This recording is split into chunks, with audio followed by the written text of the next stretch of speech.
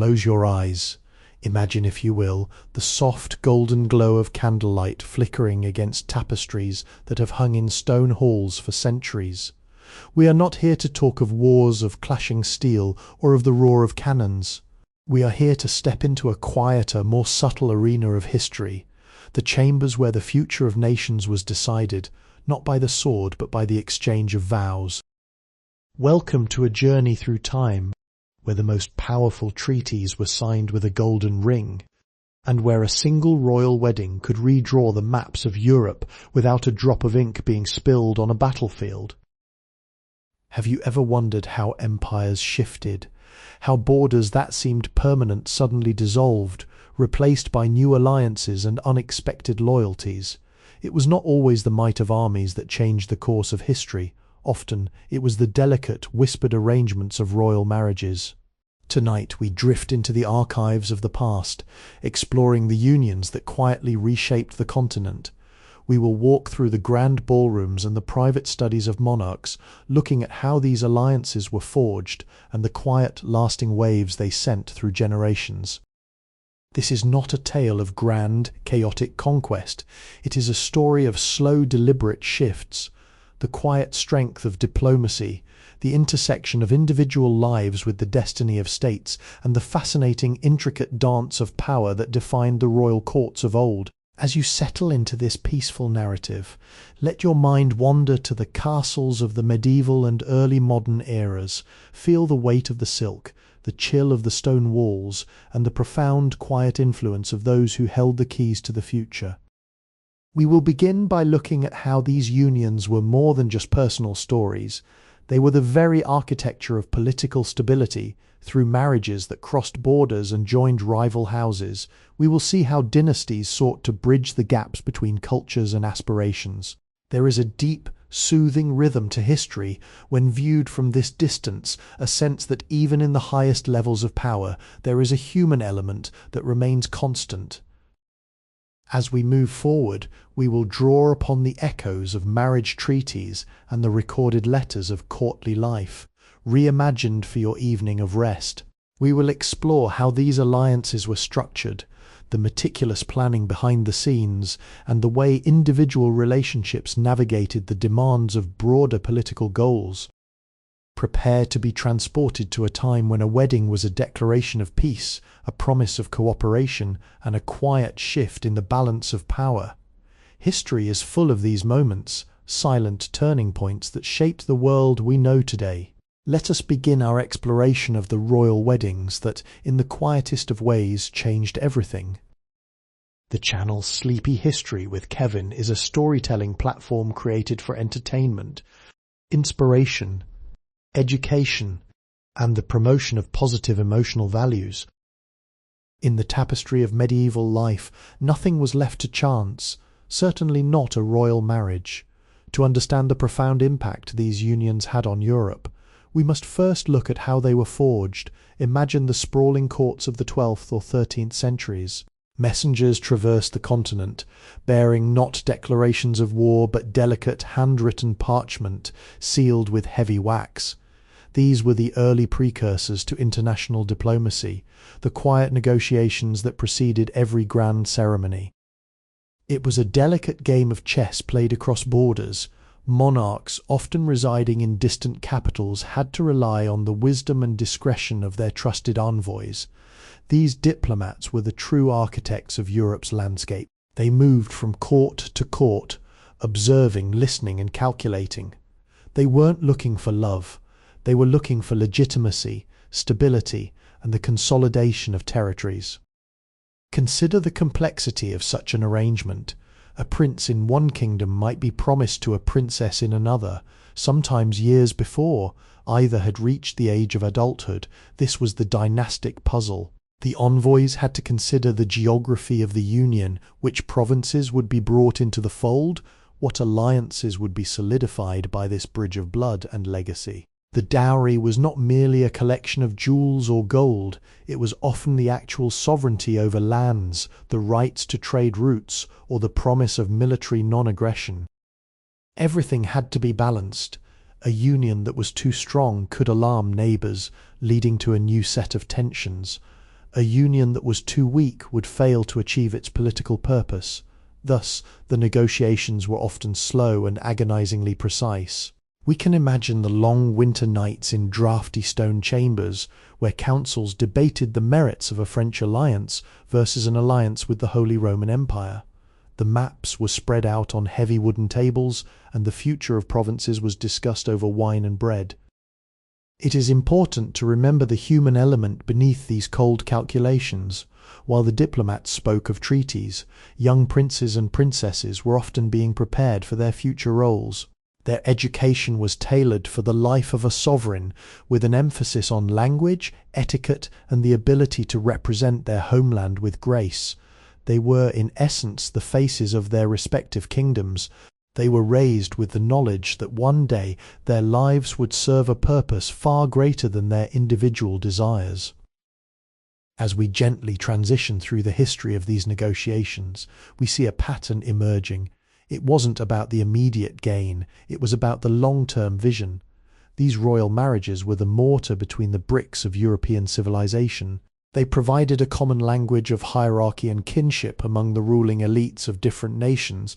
Even when two kingdoms found themselves at odds, the existence of a marriage tie could often act as a buffer, a reason to negotiate rather than escalate. The peace that these marriages sought to create was a fragile, breathing thing. It relied on the personalities of the individuals involved, the strength of the treaties signed, and the constant attention of the advisors who surrounded the throne. As you drift deeper into this reflection, consider the sheer effort it took to maintain these connections. The letters exchanged between monarchs were filled with formal pleasantries, yet between the lines one could always sense the weight of the stakes. They were building a continent, one wedding at a time. This was a time of immense transition, where the old feudal order was slowly giving way to the complex, centralized power structures of later centuries. The marriage was the anchor in this sea of change. It was a promise that even in a world of shifting allegiances, there could be a foundation of stability. And though we view these events from the comfort of our modern perspective, we can appreciate the quiet dedication of those who centuries ago saw the value in finding harmony through union rather than division. Once the treaties were signed and the long negotiations concluded, the preparation for the wedding itself became a monumental task of cultural fusion. Imagine the atmosphere in a host city when a foreign princess or prince arrived. It was not just a celebration, it was a grand display of prestige and an intentional blending of two worlds. The arrival of the royal party was an event that stopped the pulse of the city, bringing together the traditions of two separate kingdoms under one cathedral roof. Consider the sensory experience of such a day. The streets would be adorned with tapestries, their colours vibrant against the weathered stone of the architecture. Musicians would play melodies that were perhaps a mixture of local folk tunes and the sophisticated court music of the visiting party. This was the moment where the political arrangement became visible to the common people, the moment where the alliance became a reality. The marriage ceremony was meticulously choreographed to ensure equality between the two houses. Every gesture had a meaning. The exchange of rings, the specific seating arrangements, and the order of the processions, all of these were studied by the courtiers to ensure that no slight, whether intentional or accidental, was given to either side. It was a diplomatic dance performed in public, where every participant played their role to perfection. Within the cathedral, the light filtering through stained glass would cast long, dancing shadows over the gathered nobility. The air would be heavy with the scent of incense and beeswax candles. For those present, this was a moment of profound significance. They were witnessing the birth of a new political reality. The vows were not merely personal promises, they were public pledges of loyalty between dynasties. The representatives of the church would bless the union, lending a divine mandate to the geopolitical strategy. Beyond the religious ceremony, the feasting was equally important. It provided a platform for representatives of both kingdoms to mingle, to share food and conversation, and to build the personal connections that would sustain the alliance in the years to come. In the quiet halls of the castle, behind the grand public displays, the real work of bridge building continued. Diplomats would discuss trade, scholars would share knowledge, and the foundations for cultural exchange were laid. It is easy to overlook the human effort involved in these displays. Imagine the artists and poets commissioned to celebrate the union, tasked with creating works that honoured both lineages equally. They looked for common ground in history, tracing the ancestors back to shared legends or distant common relatives. They wove a narrative of unity that helped the populace accept the new political order. This was the soft power of the era, a calculated use of ceremony to foster a sense of belonging and shared destiny. As you reflect on these scenes, imagine the relief felt by those who had laboured to bring this day to fruition. The tension of the negotiations dissolved into the harmony of the music. For a brief moment, the world felt orderly, and the peace, however fragile, seemed guaranteed. It is this specific intersection, the grandiosity of the public display, combined with the quiet, persistent work of diplomacy, that made these weddings the quiet architects of European history. They were moments of immense potential, where the course of the future was gently guided by the steady hands of those who dared to believe in the power of union. The echoes of the wedding bells eventually faded, and the grandeur of the celebration gave way to the quiet, daily reality of governance. For the newlyweds, the transition was often as profound as it was demanding. Imagine leaving the familiarity of one's childhood home, the language of one's mother, and the landscape of one's birth to take up residence in a foreign court. This was the life of many royal figures, and it required a resilience that history often overlooks. In the private apartments of the palace, the political alliance faced its first true tests. How does one reconcile the customs of two distinct kingdoms? The queen or prince consort often found themselves in a delicate position. They were the physical embodiment of the treaty, the bridge between two power structures. To be successful, they had to master the art of adaptation. They learned the language of their new home, not just to speak it, but to understand the nuances of the local politics and the expectations of their new subjects. It was in these quiet moments that the real, lasting impact of the marriage was felt. A partner who could effectively navigate the intricacies of a foreign court could ensure that the alliance flourished.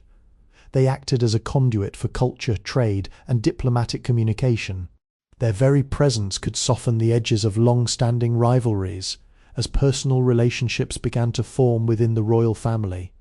The children born of these unions were the ultimate manifestation of the treaty, carrying the bloodlines of two nations and serving as living symbols of the bond. However, the pressure was immense.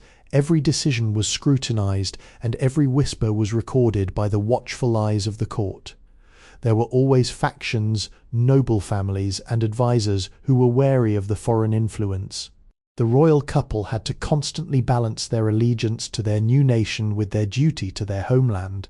It was a tightrope walk performed every day, requiring patience, intelligence, and a deep understanding of the delicate balance of power. The history of these unions is not just one of grand diplomacy, but also of quiet individual courage. There were many who succeeded in weaving together two cultures, creating a legacy that outlasted their reign. They were the ones who saw the value in diplomacy and recognized that true power lay in the ability to create stability through connection.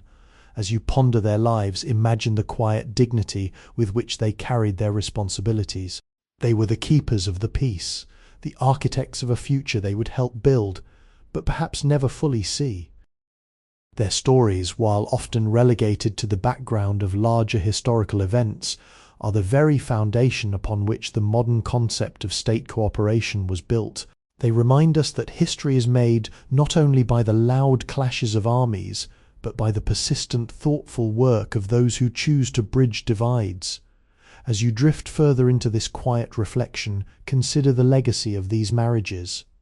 They were seeds planted in the soil of Europe, growing slowly, silently, and steadily over the centuries, eventually creating the interconnected continent we contemplate today.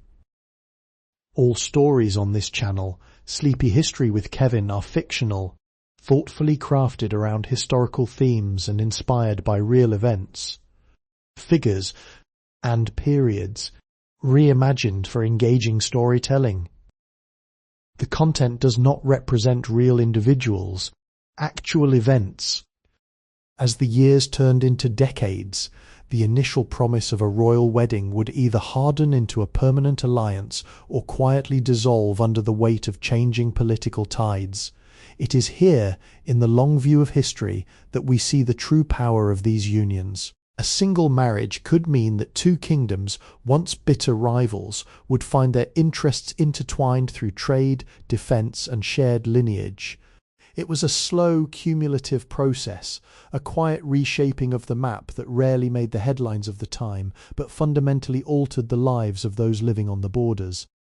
Consider the regions that once sat on the fault lines of these powerful houses. Through successful unions, they often found themselves transformed from disputed territories into thriving centres of exchange. The architecture, the legal systems, and even the local traditions began to reflect the marriage of two cultures.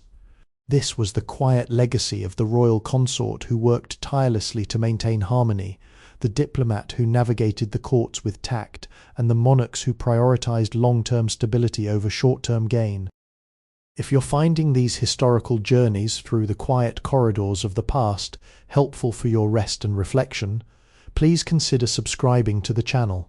By joining our community, you support the creation of these peaceful educational narratives and ensure that you never miss a new chapter in our exploration of history's gentle turning points. Your support allows us to continue crafting these stories with the care and detail they deserve. Beyond the immediate political gains, these marriages fostered a broader sense of European identity. The constant movement of courtiers, scholars, and artists between these connected kingdoms meant that ideas flowed as freely as the currents of the rivers that defined the continent's geography. Discoveries in science, advancements in agriculture, and shifts in artistic movements often travelled along the routes established by royal alliances. It was a time when the world, though vast and often divided, was being gently drawn closer together. As you listen to the steady cadence of this history, think of these developments not as cold, distant facts, but as the foundations of a shared heritage, each generation built upon the stability provided by those who came before them. The quiet diplomacy of a 14th century wedding provided the security for a 15th century merchant to travel safely across a border. It is a beautiful, interconnected web that spans the centuries, a testament to the idea that even the smallest, most thoughtful actions can resonate through time. Allow yourself to drift further into this stream of history. Feel the peace of a world where diplomacy was a patient art, and where the goal was, at its heart, the preservation of order and the cultivation of prosperity. We are tracing the threads of this intricate tapestry together, piece by piece, discovering how the quiet moments of the past laid the groundwork for the world we inhabit in the present. The most enduring influence of these royal unions was not found in the treaties themselves, but in the children they brought into the world. These were the heirs of dual legacies, children born into the complex intersection of two cultures. Their lives were meticulously planned. From their earliest tutors to the language they spoke at the dinner table, they were in every sense the living embodiments of the diplomatic bridge their parents had built. Imagine a young prince or princess moving between the palaces of two nations, growing up with the stories and traditions of both. They were uniquely positioned to view the world with a wider lens. In many cases, these children were taught that their heritage was not confined to a single border. They were instructed in the languages of neighbouring states, given a comprehensive education in music, art and philosophy, and most importantly, taught the value of compromise. This generation of rulers, shaped by the deliberate choices of their parents, often approached governance with a different temperament. They were the products of a deliberate attempt to harmonize opposing viewpoints. Where their predecessors might have seen only an adversary across a river or a mountain range, these new rulers were more likely to see a cousin, a childhood acquaintance, or a neighbour with whom they shared a common ancestor. This shift in perspective, while subtle, was profound. As you reflect on their upbringing, consider the quiet burden of their roles. They were expected to uphold the alliance, to honour the treaties, and to act as the guarantors of the peace their parents had established. Yet within these constraints, many of them found ways to carve out their own paths, fostering further cultural exchange and intellectual growth. They were the patrons of the arts who invited foreign scholars to their courts, the reformers who adopted administrative practices from across the continent, and the mediators who stepped in when disputes began to fester. The quiet, persistent work of these figures helped to soften the harsh boundaries that had once defined the European landscape. They were the ones who turned the rigid structures of the medieval era into the more fluid and interconnected systems of the early modern world. Even when the politics of the day were tumultuous, the personal connections forged through these royal lineages provided a constant stabilizing force. They remind us that even in the highest echelons of power, the personal character of the individual, their empathy, their education, and their willingness to understand the other could change the trajectory of history. Let the image of these young heirs, studying maps and manuscripts, learning the intricate languages of diplomacy, fill your mind as you continue your rest. They were the stewards of a fragile, evolving peace, working within the quiet chambers of history to ensure that the connections forged by their predecessors would not be lost. It is a comforting thought, this idea that through the generations, the desire for harmony and understanding was in its own way a powerful guiding force in the development of the continent. While the grand ballrooms and cathedral aisles capture our imagination, the true heart of these historical shifts often resided in the quiet, dimly lit private studies of the monarchs. If we could step back in time and slip into these chambers, we would find a scene of profound focus. Here the air was not filled with the fanfare of trumpets, but with the steady scratching of quills on parchment. This was the silent, intellectual labour of royal administration. Imagine the depth of a royal library, the walls lined with leather-bound volumes, maps of territories, and scrolls of genealogical records. It was here that monarchs and their closest advisers spent hours, days, and sometimes weeks, drafting the correspondence that would bind nations together. Each letter was a carefully constructed piece of diplomacy. The tone had to be just right, respectful yet firm, clear in its intentions, yet graceful in its expression. They were writing the language of peace. These documents reveal a fascinating human side to the cold calculations of statecraft. We find letters inquiring after the health of a young princess in a foreign court, notes suggesting the exchange of a scholar or an artist to foster closer ties, and delicate requests for guidance on how to best manage a newly merged province. These were not just political orders, they were conversations about how to live together, how to govern with wisdom, and how to honour the trust that had been placed in them. Consider the role of the advisors, the secretaries, the diplomats, and the tutors. They were the unsung heroes of this quiet history. They lived in the shadows, yet their influence was everywhere. They were the ones who curated the information, who drafted the treaties, and who reminded the monarchs of the broader consequences of their decisions. They understood that a well-placed word in a letter could prevent a misunderstanding that might otherwise escalate into a conflict. As you listen to the rhythmic, calm narrative of this exploration, let yourself imagine the peace of these studies. Think of the candlelight casting a steady, warm glow over the parchment. Think of the patience required to write by hand, the deliberate pace of communication that necessitated reflection and foresight. In a world that often demands immediate reactions, there is something deeply soothing about this slower, more measured way of shaping the future. This was the intellectual foundation of the European royal alliances.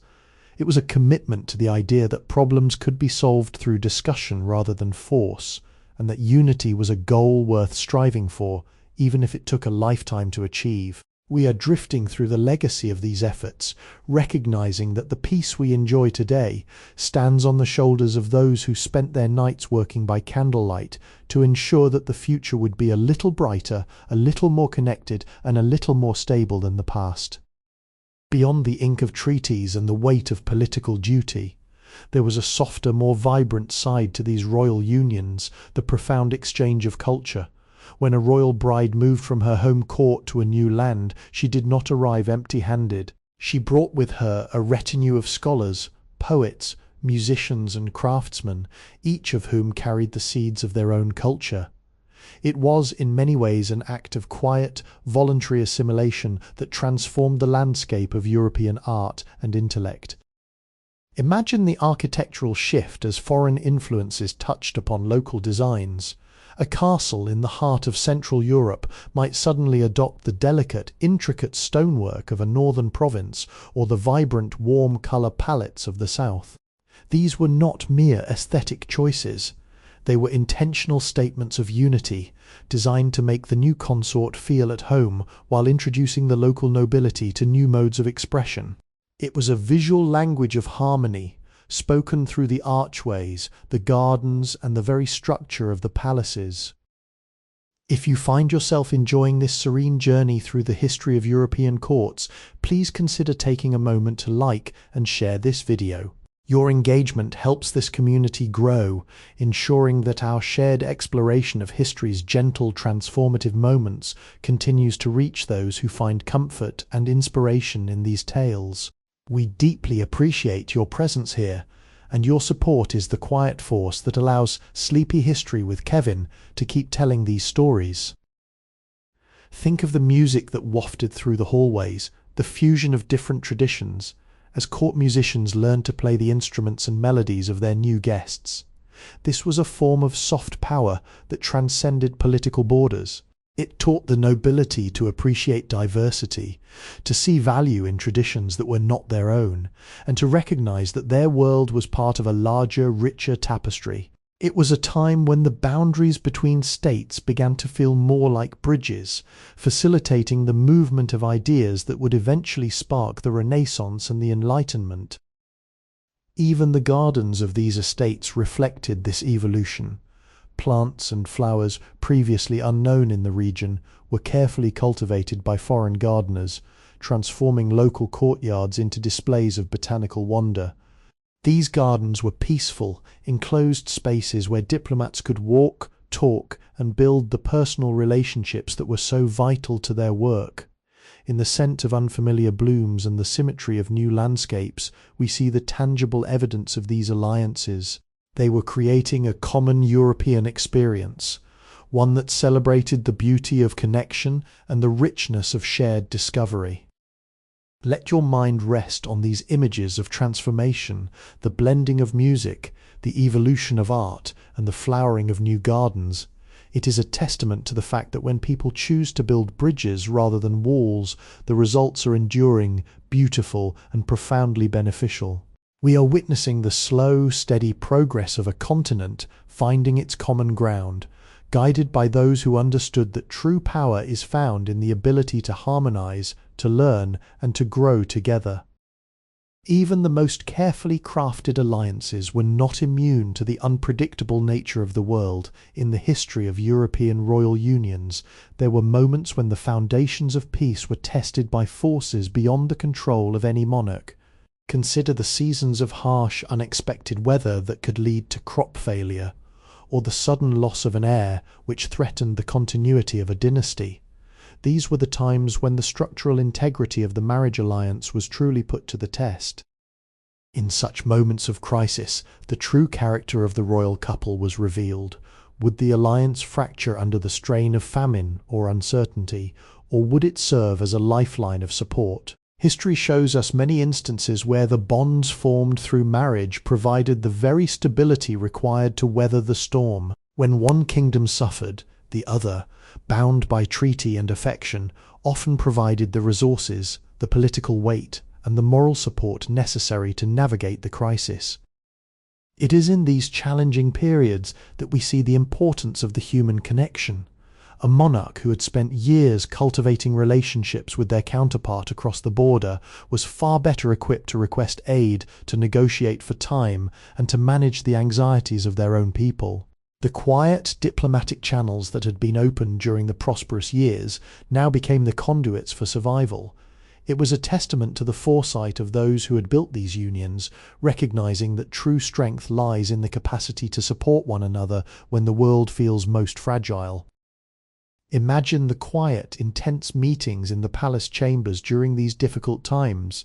The maps were no longer used to plan expansions, but to coordinate relief, to manage supply chains, and to ensure the protection of the people. There was a solemnity to these moments, a recognition that the responsibilities of a sovereign went far beyond ceremony. They were the stewards of a shared future, and their decisions carried the weight of millions of lives. As you drift into a deeper state of relaxation, think of the resilience inherent in these stories. Despite the obstacles, the wars they avoided, the droughts they endured, and the internal politics they navigated, there was a persistent underlying theme of continuity. They were building something larger than themselves. They were crafting a tradition of cooperation that, in its own slow and steady way, defined the development of the continent. This is the essence of history as a source of calm, the realization that even in the face of uncertainty, there is a path forward. Just as the royal houses of the past adapted to the challenges of their time, we too navigate our own complex world with the ability to choose connection over conflict and understanding over fear. Let this thought settle in your mind as we move forward through our historical journey, feeling the steady, unbroken thread of human endurance and the timeless pursuit of peace. As our exploration of these royal unions draws toward a broader perspective, we are reminded that history is not merely a collection of dates and names, but a continuous stream of human effort. The weddings we have discussed were more than just historical footnotes. They were the architectural blueprints for the European continent. They established a standard of communication, a framework for diplomacy, and a philosophy of stability that paved the way for the world we recognize today. Even as the centuries have passed and the crowns have been set aside, the legacy of these efforts remains woven into the cultural, social, and political fabric of the nations involved. If you have enjoyed this peaceful deep dive into the lives and legacies of those who shaped Europe through diplomacy and union, please consider subscribing and enabling notifications for the channel. Your continued presence is the heart of this project, and as we look toward future stories, your support ensures that we can continue to explore these quiet, significant chapters of human history with the care and depth you have come to expect. Thank you for being a part of this journey. Consider the landscape of Europe today, the interconnected economies, the shared research initiatives, the cultural exchanges, and the enduring alliances. While the mechanisms of modern diplomacy are far different from those of the 13th or 14th centuries, the fundamental desire remains the same, the drive to ensure peace and prosperity through cooperation. We see the echoes of those ancient marriage treaties in the way modern states negotiate, in the way they look for common ground, and in the way they recognize that their futures are in many ways inseparable. We often look at the past to understand our present, but perhaps there is also a lesson in the patience of those who came before us. They understood that the greatest accomplishments, the building of a stable peace, the fostering of a lasting alliance, could not be achieved overnight.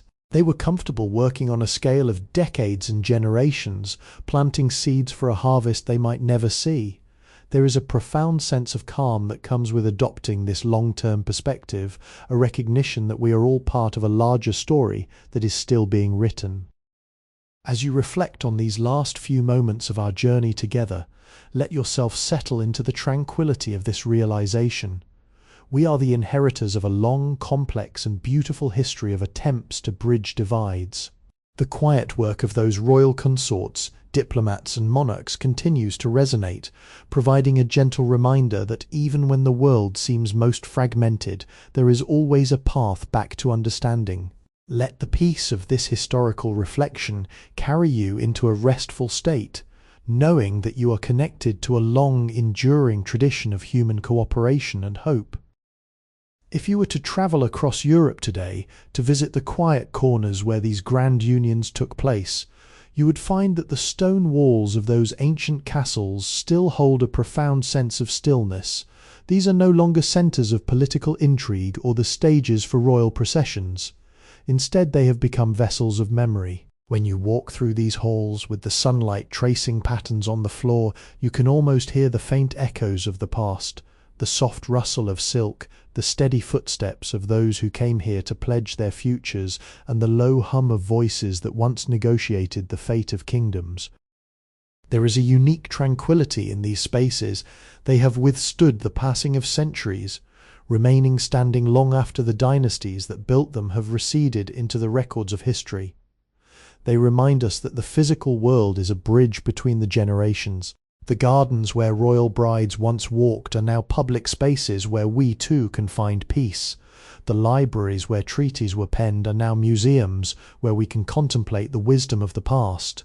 These sites are not just relics, they are living invitations to slow down and consider the longevity of human endeavour. As you reflect on the endurance of these structures, think of your own life and the legacy you carry forward. Like the monarchs of old, we are all architects of our own small sphere of influence. The choices we make, the bridges we build with others, and the patience we cultivate in our daily interactions are the foundations upon which our own future is built. There is a quiet power in living with intention, in choosing to create stability and harmony, even when the world around us feels fast and fleeting. Let the image of these timeless monuments serve as an anchor for your rest. Imagine the cool, smooth stone beneath your fingertips, the height of the vaulted ceilings, and the way the light softens as it enters through tall, arched windows.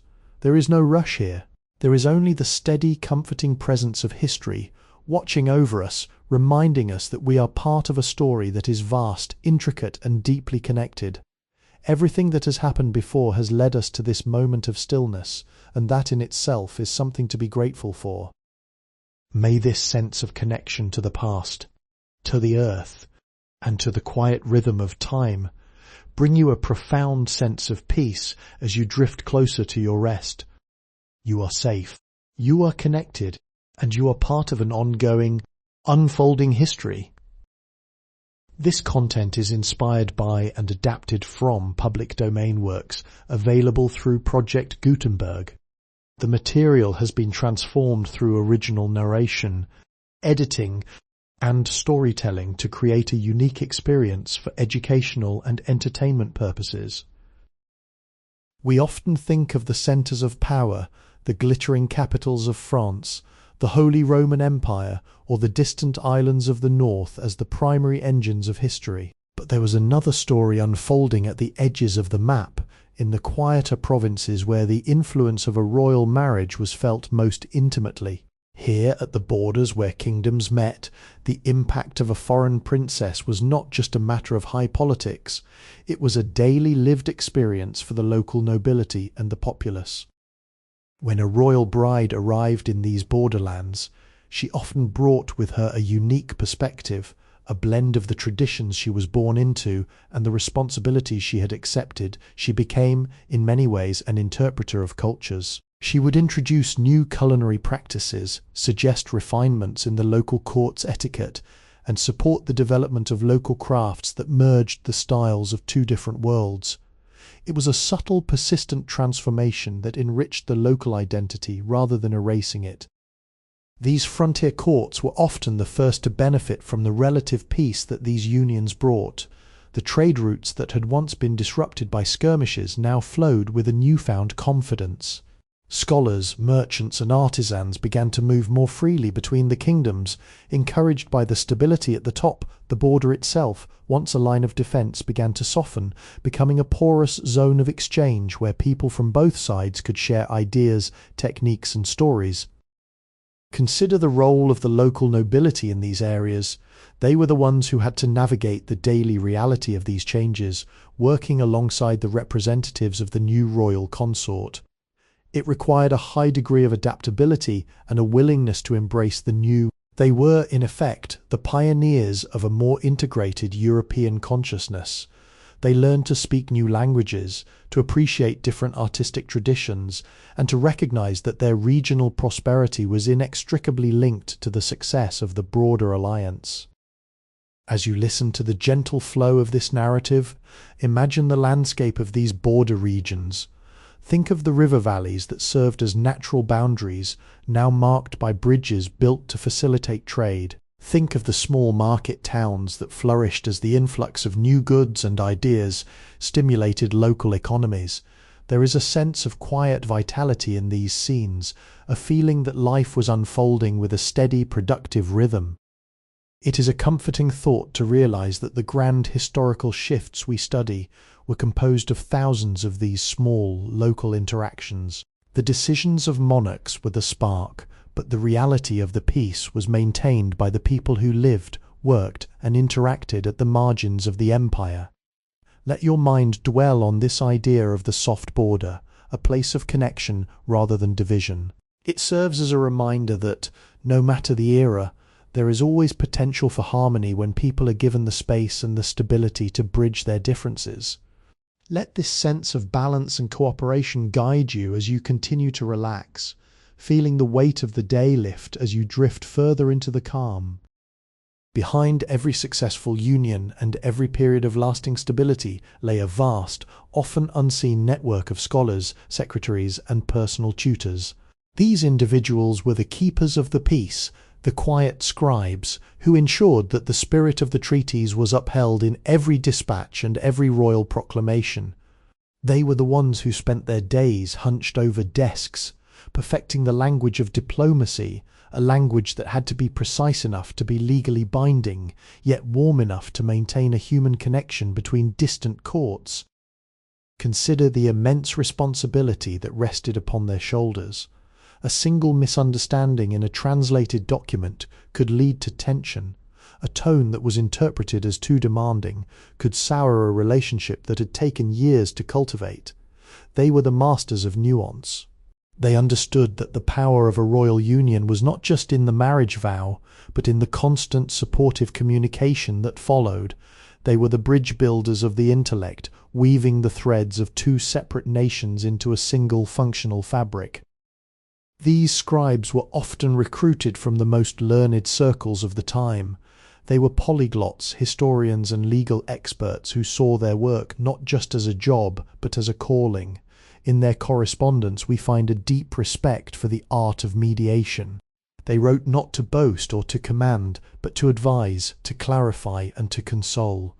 They were the first to record the births of royal children, the shifts in agricultural output, and the arrivals of foreign dignitaries, treating every detail with the gravity of history.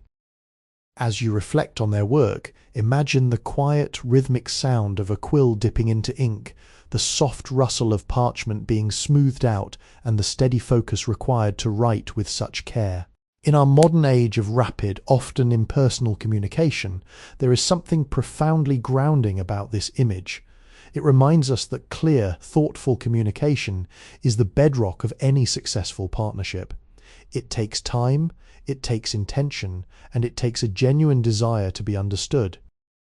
Think of the legacy they left behind. Their archives, preserved in monasteries and palace basements, have become the primary source for our understanding of this era. Through their words, we can trace the slow, steady progress of European integration.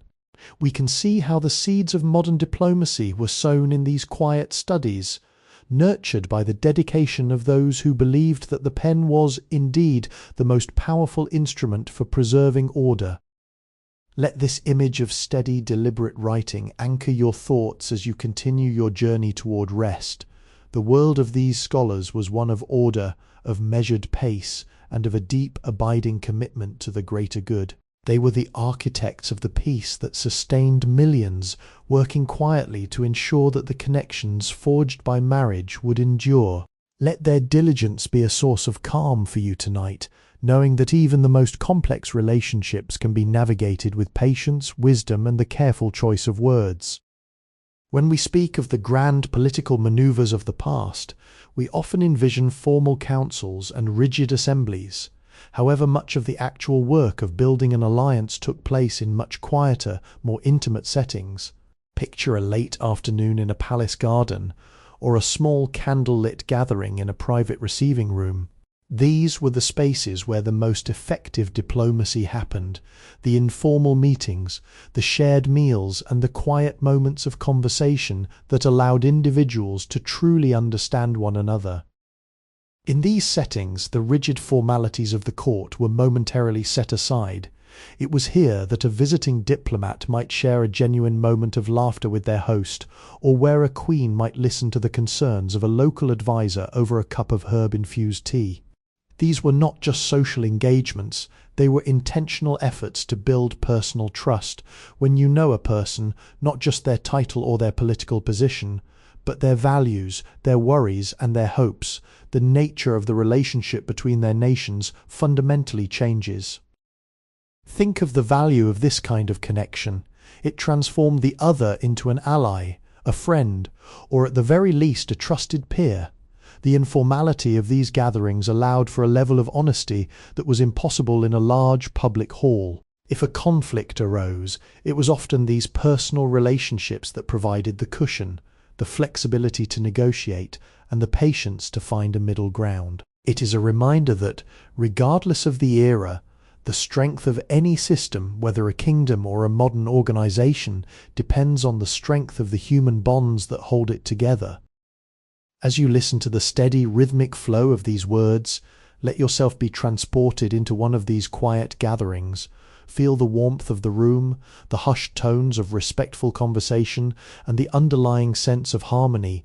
Everything here is measured, gentle, and intentional. The chaos of the world outside is kept at bay, and in this small enclosed space there is a profound sense of peace. It is the peace of understanding, the peace of mutual respect, and the peace of shared purpose.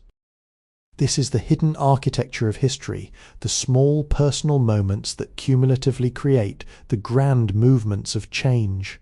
We tend to focus on the battles and the treaties, but the true story of how Europe grew and integrated is one of these countless, quiet interactions.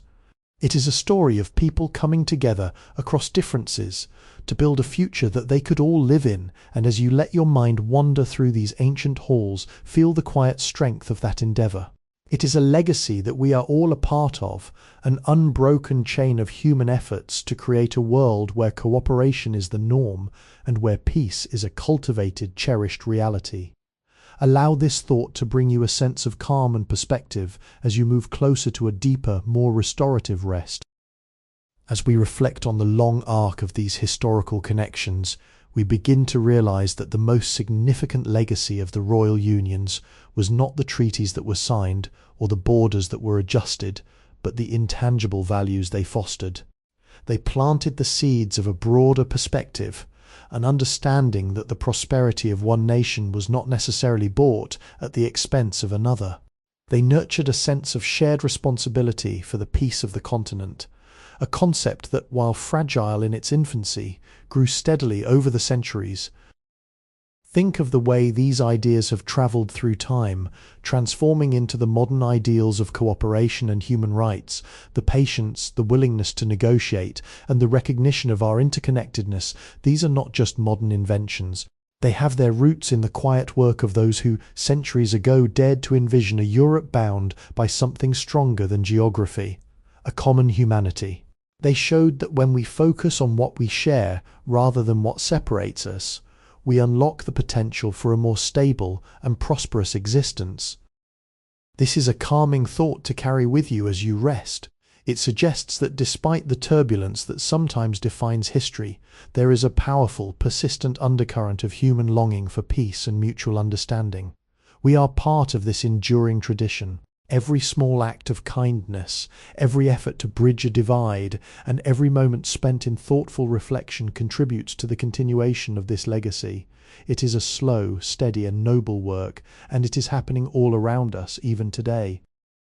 Imagine the long golden chain of these efforts, stretching back through the ages. Each link represents a person or a group who chose to build instead of destroy, to understand instead of fear, and to harmonize instead of divide. We are simply the latest generation to hold this chain, adding our own contributions to the collective wisdom of those who came before. There is a great sense of comfort in knowing that you are part of something so large, so ancient, and so fundamentally focused on the creation of beauty and stability.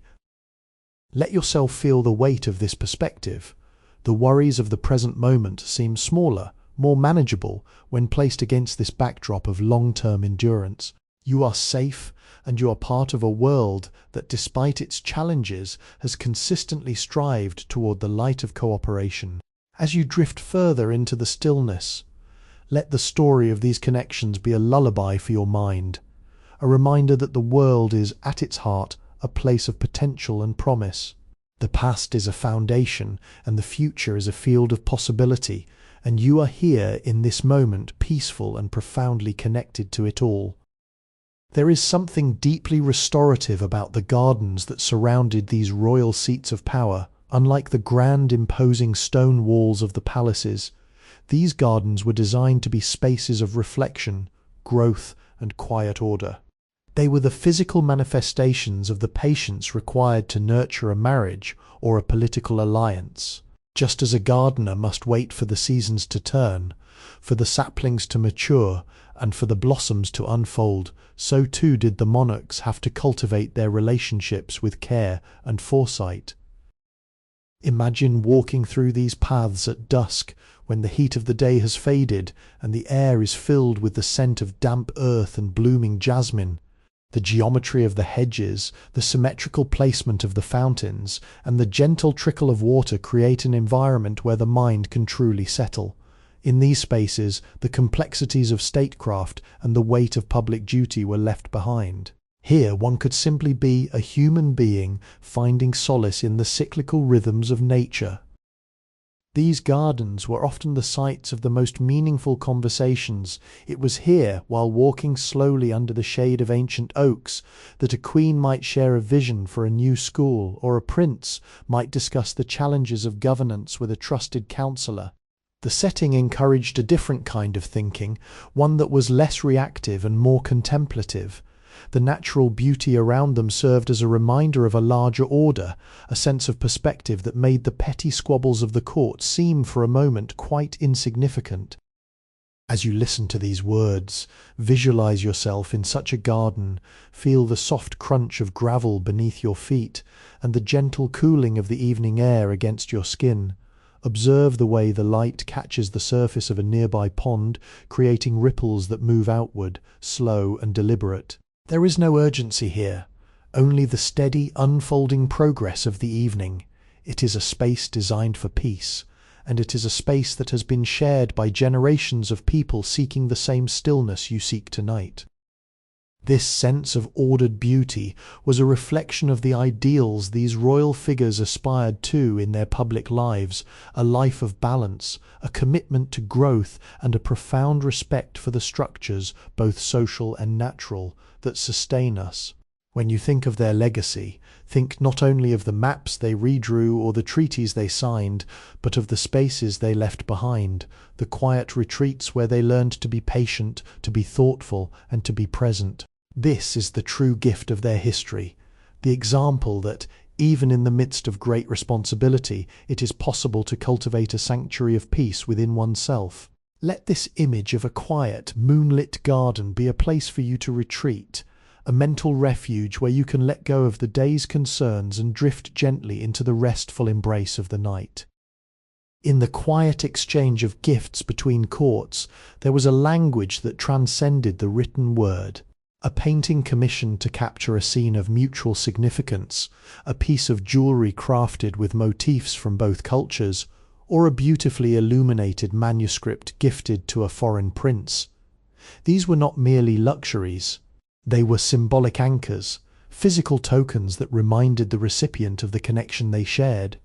In an age before instant communication, these objects travelled across borders as silent ambassadors, carrying the sentiment of friendship and the promise of cooperation. Think of the meticulous care with which these gifts were selected. They had to be culturally appropriate, yet they also had to display the unique artistry of the sender's homeland. They were designed to evoke admiration, to spark curiosity, and to foster a sense of shared pride. When a courtier unpacked a chest of such treasures, They were not just opening a gift, they were witnessing a bridge being built. The act of receiving such a token was a moment of grace, a reaffirmation that, despite the miles that separated the two nations, there was a mutual respect that deserved to be honoured. These items often found their way into the private collections of the monarchs, kept in cabinets or displayed in personal galleries. They were objects of contemplation. A queen might look at a finely wrought pendant and be reminded of the alliance that brought her to this new home. A king might leaf through a gifted book and feel a sense of kinship with the monarch who sent it. In the solitude of their private quarters, these objects served as comfort. They were tangible evidence that their efforts at diplomacy were recognized and valued by their peers. As you drift into a state of relaxation, let your mind rest on these treasures. Imagine the intricate craftsmanship, the delicate gold leaf on a manuscript, the precision of a gemstone setting, the soft brushstrokes on a portrait. There is a profound sense of human achievement in these objects, a desire to create something lasting and beautiful that speaks across borders. They represent the best of what we can offer one another, the fruits of our creativity, our respect for craftsmanship, and our hope for continued understanding. This is the beauty of a legacy built on connection. It is not just the grand events that define us, but the small, deliberate ways we honour our relationships with others.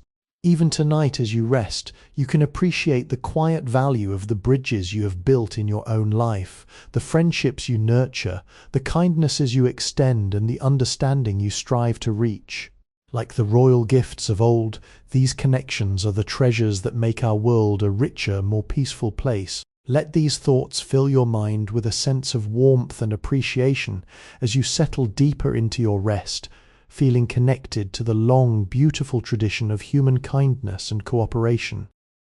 Within the high-ceilinged chambers of the royal courts, there existed a tradition far removed from the cold machinery of statecraft, the practice of evening readings and recitations. As the sun dipped below the horizon, bathing the stone walls in a soft amber light, the nobility would gather to listen to the works of poets, philosophers, and chroniclers. This was a time when the rigidity of rank faded, and the focus turned to the universal language of human experience. It was a vital practice, for in the shared enjoyment of a well-told story, the barriers between nations seemed to dissolve. Imagine the atmosphere in such a room. The candles were dimmed, and the only sound was the steady, resonant voice of the reader. They might be reciting a tale of travel across distant lands, a poem about the changing of the seasons, or a chronicle of ancestors who had forged their own path. Through these stories, the listeners were invited to see the world through a different lens. They were reminded that, beneath the veneer of political titles and territorial claims, the core of the human experience, our hopes, our fears, our joys, and our quiet reflections, was remarkably similar. These gatherings did more than provide entertainment. They were an exercise in empathy. When a foreign diplomat or a royal consort shared in the appreciation of a local epic, they were signalling a willingness to understand the soul of their host nation. It was a subtle form of cultural integration, a way of learning the heartbeat of a people rather than just their laws or their military strength. In the resonance of a verse or the rhythm of a song, the suspicion that often clouded international relations began to recede, replaced by a sense of commonality. As you listen to the steady, calm pace of this narrative, imagine yourself in such a chamber. The outside world, with all its demands and anxieties, is distant and silent. Here there is only the story, the warmth of the hearth, and the gentle camaraderie of those who have gathered to listen. The stories they shared were the threads of a common European narrative, a tapestry of myths, legends, and histories that served to bind the continent together in a shared cultural space. This practice of collective listening is a beautiful, enduring aspect of our history. It reminds us that there is profound value in pausing to share our stories with one another. When we take the time to truly listen, to hear the hopes and the reflections of those around us, we create the possibility for a deeper kind of peace, one rooted not just in treaties but in mutual understanding. Let this sense of shared humanity be a comfort to you tonight. Know that you are part of an ancient lineage of people who have found, in the quiet exchange of stories, a sanctuary of rest and reflection. As you drift further into the stillness, let the rhythm of this history act as a steady, guiding light, leading you gently into a state of deep restorative peace. There is a profound lesson to be found in the governance of those who successfully navigated the complexities of their time, the lesson of patience. In a world that often demands quick fixes and immediate results, the great architects of stability understood that true, lasting change requires time. They viewed their role not as a short-lived race, but as a long, steady journey. They were comfortable with the slow pace of diplomacy, knowing that the most resilient alliances were those that had been given the space to grow, to adapt, and to deepen over the course of decades. Imagine a monarch standing on the balcony of their castle, looking out over a kingdom that was slowly transforming under their careful, consistent guidance. They were not seeking to reinvent everything at once, rather they were tending to the existing structures, repairing the cracks, and strengthening the foundations. They knew that the peace they had cultivated was a living thing. It required constant attention, yes, but it also required the wisdom to know when to let things be. This is a quality of leadership that is as relevant today as it was centuries ago, the ability to balance action with rest and resolve with reflection. This patience was not an absence of purpose. It was the presence of a deep, calm confidence. It came from a place of understanding that they were merely one link in a much larger chain. They recognized that their reign was a singular chapter in a much longer unfolding story. By embracing this perspective, they were able to act with a degree of grace and composure that could withstand the inevitable pressures of courtly life and international politics. It was a form of inner stillness that radiated outward, influencing the mood of the entire court and providing a sense of security for their subjects. As you reflect on this, consider how you might apply this sense of patience to your own life. How often do we feel the pressure to rush, to solve every problem, or to force a resolution? There is such a relief in knowing that not everything needs to be resolved tonight. There is peace in accepting the pace of things, in trusting the slow, steady rhythm of progress. Just as the great alliances of the past were built on the patience of those who cultivated them, so too can your own sense of stability be built on the practice of patience and the deliberate choice of calm. Let the image of this quiet, purposeful leadership settle within you. Feel the strength that comes from knowing you do not have to carry everything at once. Feel the steadying influence of time and the assurance that growth is often quietest when it is most profound. You are moving through your own life with a sense of purpose and a capacity for endurance that is both powerful and peaceful. Allow yourself to be guided by this sense of stillness, letting it wash over your thoughts and provide a gentle, firm support as you drift into the quiet, restorative sanctuary of your rest. If you were to look closely at the dusty archives of any major European city, you might find something that holds the warmth of a life once lived, the private correspondence of a royal couple, preserved across centuries. These are not merely historical records, they are the physical manifestations of a connection that survived the shifting tides of time. The ink might have faded, and the paper may have grown brittle, but the voice behind the words remains clear. They are the quiet witnesses to the effort it took to maintain a union across the distances of land and language. Each letter was a journey in itself, carried by messengers on horseback across mountains and valleys, through seasons of harvest and winter silence. Consider the anticipation that accompanied these arrivals. For the recipient, the arrival of a seal they recognized was a moment of profound significance. It was an assurance that they were not alone in their duties, that they were part of a larger purpose, and that their personal efforts were acknowledged and valued by their partner. In these correspondences we find the intimate architecture of history, the small, honest expressions of companionship that built the world we live in today. As you reflect on these letters, imagine the person who sat down to write them. Perhaps it was late at night, in a room lit by the soft glow of a dying fire. They chose their words with care. perhaps reflecting on the challenges of their day or sharing a moment of beauty they had witnessed in the gardens. There is a universal quality to these messages that speaks to us across the centuries. They remind us that, regardless of our station in life or the complexity of our responsibilities, the human need for connection, for understanding, and for companionship is a constant guiding force. This is the gentle heart of the history we have been exploring. It is a story of people who, in their own quiet and deliberate ways, reached out to one another to create something meaningful. They remind us that the legacy we leave behind is not just in the structures we build or the laws we enact, but in the quality of the relationships we nurture. By valuing connection, by being patient in our communication, and by showing grace in our interactions, we too contribute to the ongoing, peaceful unfolding of our shared story. Let the image of these preserved letters be the final thought you carry into your rest tonight. Imagine them tucked away in a secure, quiet place, protected by time, their message of partnership and understanding still resonant. You are connected to this legacy, to this long tradition of human cooperation. As the rhythm of this story slows to a peaceful close, allow yourself to let go of any lingering thoughts of the day. You have traversed the halls of history and found the stillness that lies at its center. Feel the comfort of this connection, the assurance of your own steady progress, and the quiet promise of a deep, restorative sleep.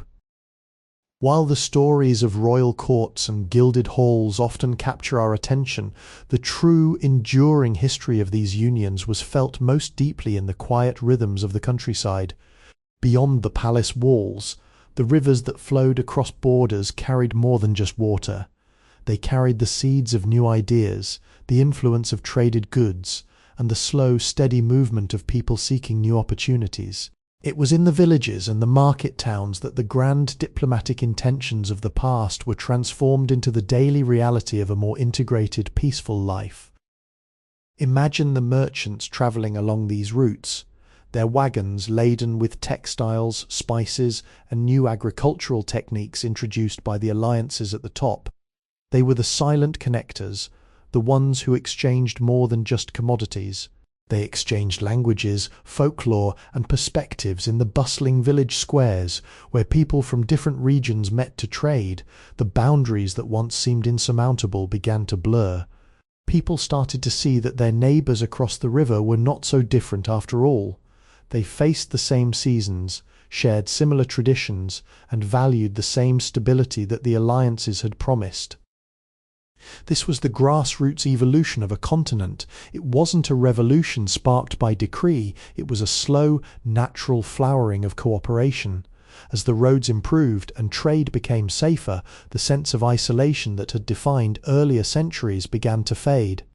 People felt more confident in moving, in learning, and in contributing to a wider community. The peace that had been negotiated in private chambers was now being practiced in the public square, in the way contracts were honoured, in the way festivals were celebrated with a touch of neighbouring flair, and in the way the land itself was cultivated with a shared sense of pride. As you listen to the steady, calm pace of this exploration, visualise these ancient winding roads.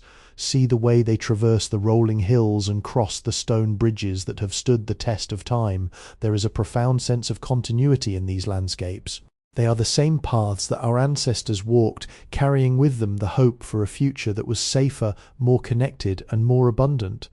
In these images there is a deep sense of security, a reminder that we are part of an unbroken chain of human efforts to build a world where we can thrive together.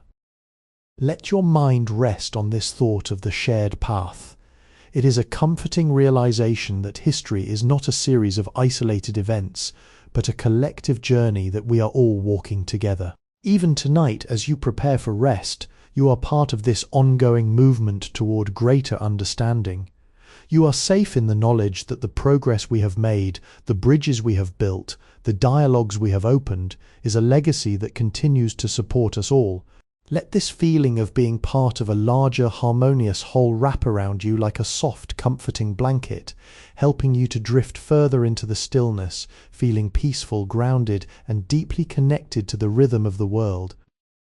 As the political landscape of the continent began to harmonize, so too did its cultural heartbeat. In the border regions, far from the formal concerts of the royal courts, a more spontaneous form of music began to emerge, a fusion of local melodies, rhythms, and instrumentations that reflected the new interconnected reality. These were not works composed for state occasions.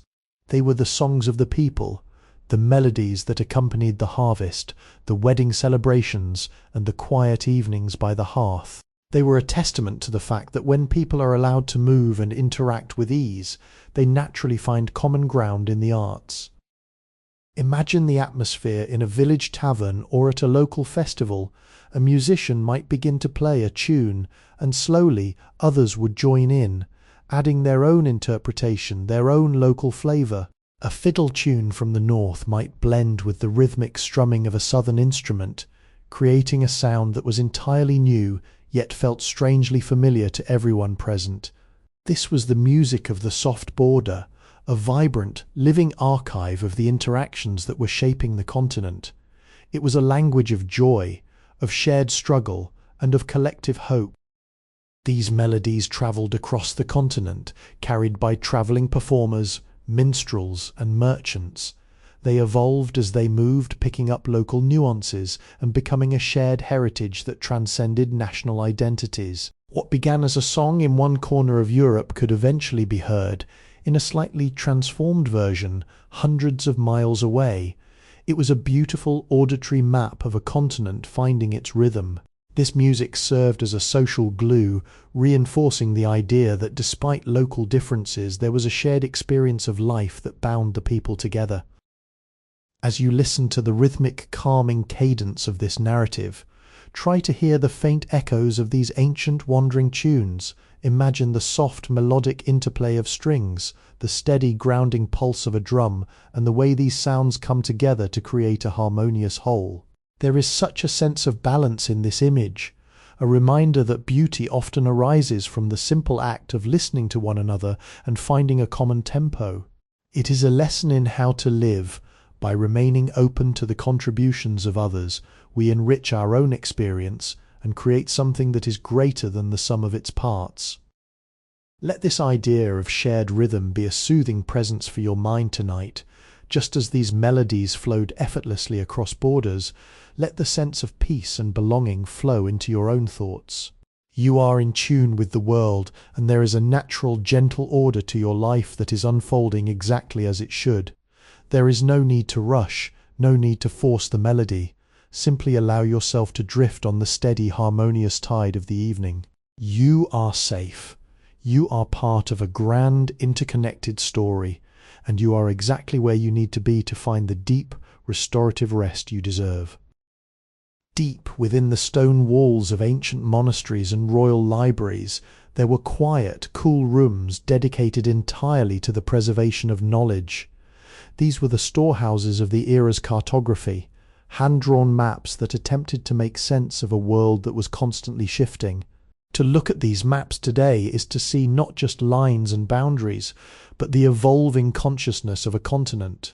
They were the drawings of peace, attempts by scholars and geographers to visualize the interconnectedness of kingdoms, to map the trade routes, and to understand the geography of their shared reality. Imagine a scholar in the dim, golden light of such a room, carefully dipping a quill into ink to trace the path of a river that crossed through 3 different territories. There was a profound sense of responsibility in this act. They were creating a record that would guide travellers, merchants, and diplomats alike. By documenting these connections, they were implicitly arguing that the world was not a series of isolated fortresses, but a landscape meant to be traversed and understood. They were laying the cartographic foundations for the cooperation that would follow. These maps were often displayed in public halls or gifted to visiting dignitaries, serving as visual evidence of the stability and order that the monarchs worked so hard to maintain. When a foreign envoy looked upon a map that featured their own lands seamlessly integrated with their hosts, it was a subtle, powerful message: we are parts of the same whole. These maps did not emphasize the fortifications, they highlighted the connections. They showed the bridges, the mountain passes, and the navigable waterways that made exchange possible. It was a perspective that prioritized flow over friction and unity over division. As you reflect on these ancient maps, let your own mind expand to envision the landscape as a whole. You're looking down from a place of calm, seeing the way paths wind through valleys and the way rivers connect the mountains to the sea. There is a great sense of ease in this perspective. It reminds us that our own lives are part of a larger, coherent picture, even when we are focused on the small, immediate details of our daily journey. Everything is connected, and there is a natural flowing structure to our experience that we can trust. Let the image of these maps be a source of grounding for you. Just as the scholars once traced these lines to bring order to the world, you can mentally trace the connections in your own life, the friendships that support you, the experiences that have shaped you, and the sense of purpose that guides your path. There is a quiet beauty in this wholeness. Allow yourself to feel the strength of this structure as you settle into a state of profound peace. You are exactly where you are meant to be in this vast, intricate, and beautiful landscape. Let the stillness of the library wrap around you, quiet and protective, as you drift further into the restorative rest of the night. In the high, wind-swept mountain passes that connected the great kingdoms, there were small, sturdy stone huts, the homes of the watchmen and beacon keepers. These individuals lived at the literal edges of the map, their lives dedicated to a singular, vital purpose, ensuring that the paths between nations remained safe and navigable. While kings and queens negotiated treaties in the comfort of their palaces, it was these quiet, resilient souls who ensured that the reality of the peace was maintained on the ground. They were the unsung sentinels of integration. Imagine the solitude of their existence high above the clouds, where the air was crisp and the silence was deep. When a heavy winter storm rolled in, it was their beacon fires that guided a weary merchant or a diplomatic messenger through the treacherous terrain. They knew every turn of the path, every hidden cliff, and every shift in the mountain winds. Their commitment was not to a flag or a specific ruler, but to the travellers themselves, to the idea that the road should be a place of passage and connection, not of danger. These beacon keepers were essential to the continuity of the alliances. By keeping the mountain passes open and safe, they allowed the flow of ideas, goods, and people to continue regardless of the season or the political climate. They were the practitioners of a very practical, very necessary kind of kindness. They saw the tired traveller not as a foreigner, but as a person in need of guidance and warmth. In their own way, they were reinforcing the stability of the entire region, proving that peace is at its core a series of deliberate actions taken to support one another. As you listen to the steady, calm rhythm of this narrative, try to imagine the warmth of a small hearth fire burning inside one of these stone huts. Outside, the night is vast, quiet, and peaceful, but inside there is a sense of safety and purposeful work. The beacon keeper is alert but calm, fully present in the moment, watching over the path and ensuring that all is well. This image of quiet, watchful care is a wonderful anchor for your own mind as you prepare for rest. It is a reminder that we are all watched over by the steady, persistent efforts of those who came before us, and those who continue to maintain the structures of our daily peace. Let this feeling of safety wash over you. There is no need for you to be vigilant tonight. The paths are clear, the beacons are lit, and you are surrounded by a sense of order and security. You can allow yourself to fully let go, trusting in the quiet stability of the world around you. Feel your breathing slow to match the steady, rhythmic pulse of the mountain air. You are safe, you are grounded, and you are being led toward a deep, restorative sleep by the same gentle, guiding presence that has protected the travellers of history for centuries. In the quiet, sun-drenched workshops nestled within the artisan quarters of the capital, the true work of diplomacy often took a physical form. Here, master craftsmen, goldsmiths, woodcarvers and weavers spent their days in absolute focus, creating pieces that would eventually travel across borders as symbols of friendship. These were not just objects, they were the embodiment of patience. A weaver might spend months at a loom, ensuring that every thread in a ceremonial tapestry told a story of unity, while a carver might spend weeks shaping a single piece of wood into a vessel that spoke of harmony. The atmosphere in these workshops was one of profound stillness. There was no rushing the process. If a mistake was made, it was corrected with care. If the design required more detail, the artisan took the time to add it. This dedication to quality was a silent message to the recipient. We value this relationship enough to give you our very best.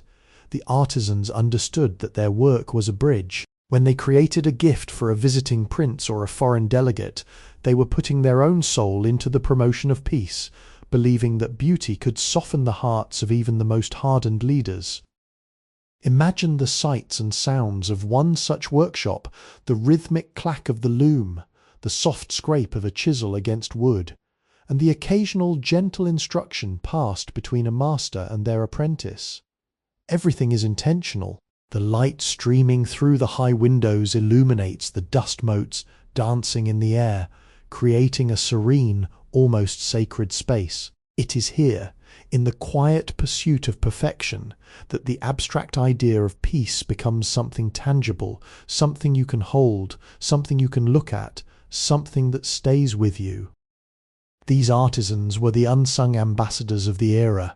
Their work filled the palaces and the diplomatic chambers with a sense of culture, refinement, and shared values. When a foreign envoy entered a room and saw these pieces, they were seeing the soul of the host nation, a nation that prioritized creativity, skill, and the pursuit of beauty. It made the prospect of conflict seem not only destructive, but a waste of such exquisite, human-wrought grace. They taught the world that there is more to be gained through creation than through destruction. As you reflect on this, let the image of these skilled hands guide your own thoughts toward a state of focused calm. Just as the craftsmen pours their attention into a single piece of work, you can pour your attention into the act of resting. There is a quiet power in focusing on the present moment, in appreciating the steady, deliberate work of the mind as it prepares for sleep.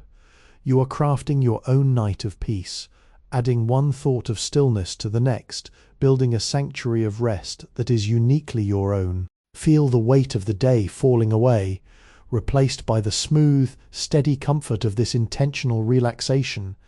Everything is settled, everything is in its place, and you are ready to drift into the deepest, most restorative rest. At the edges of the continent, where the land met the vast, rhythmic expanse of the sea, the great ports served as the gateway to a wider world.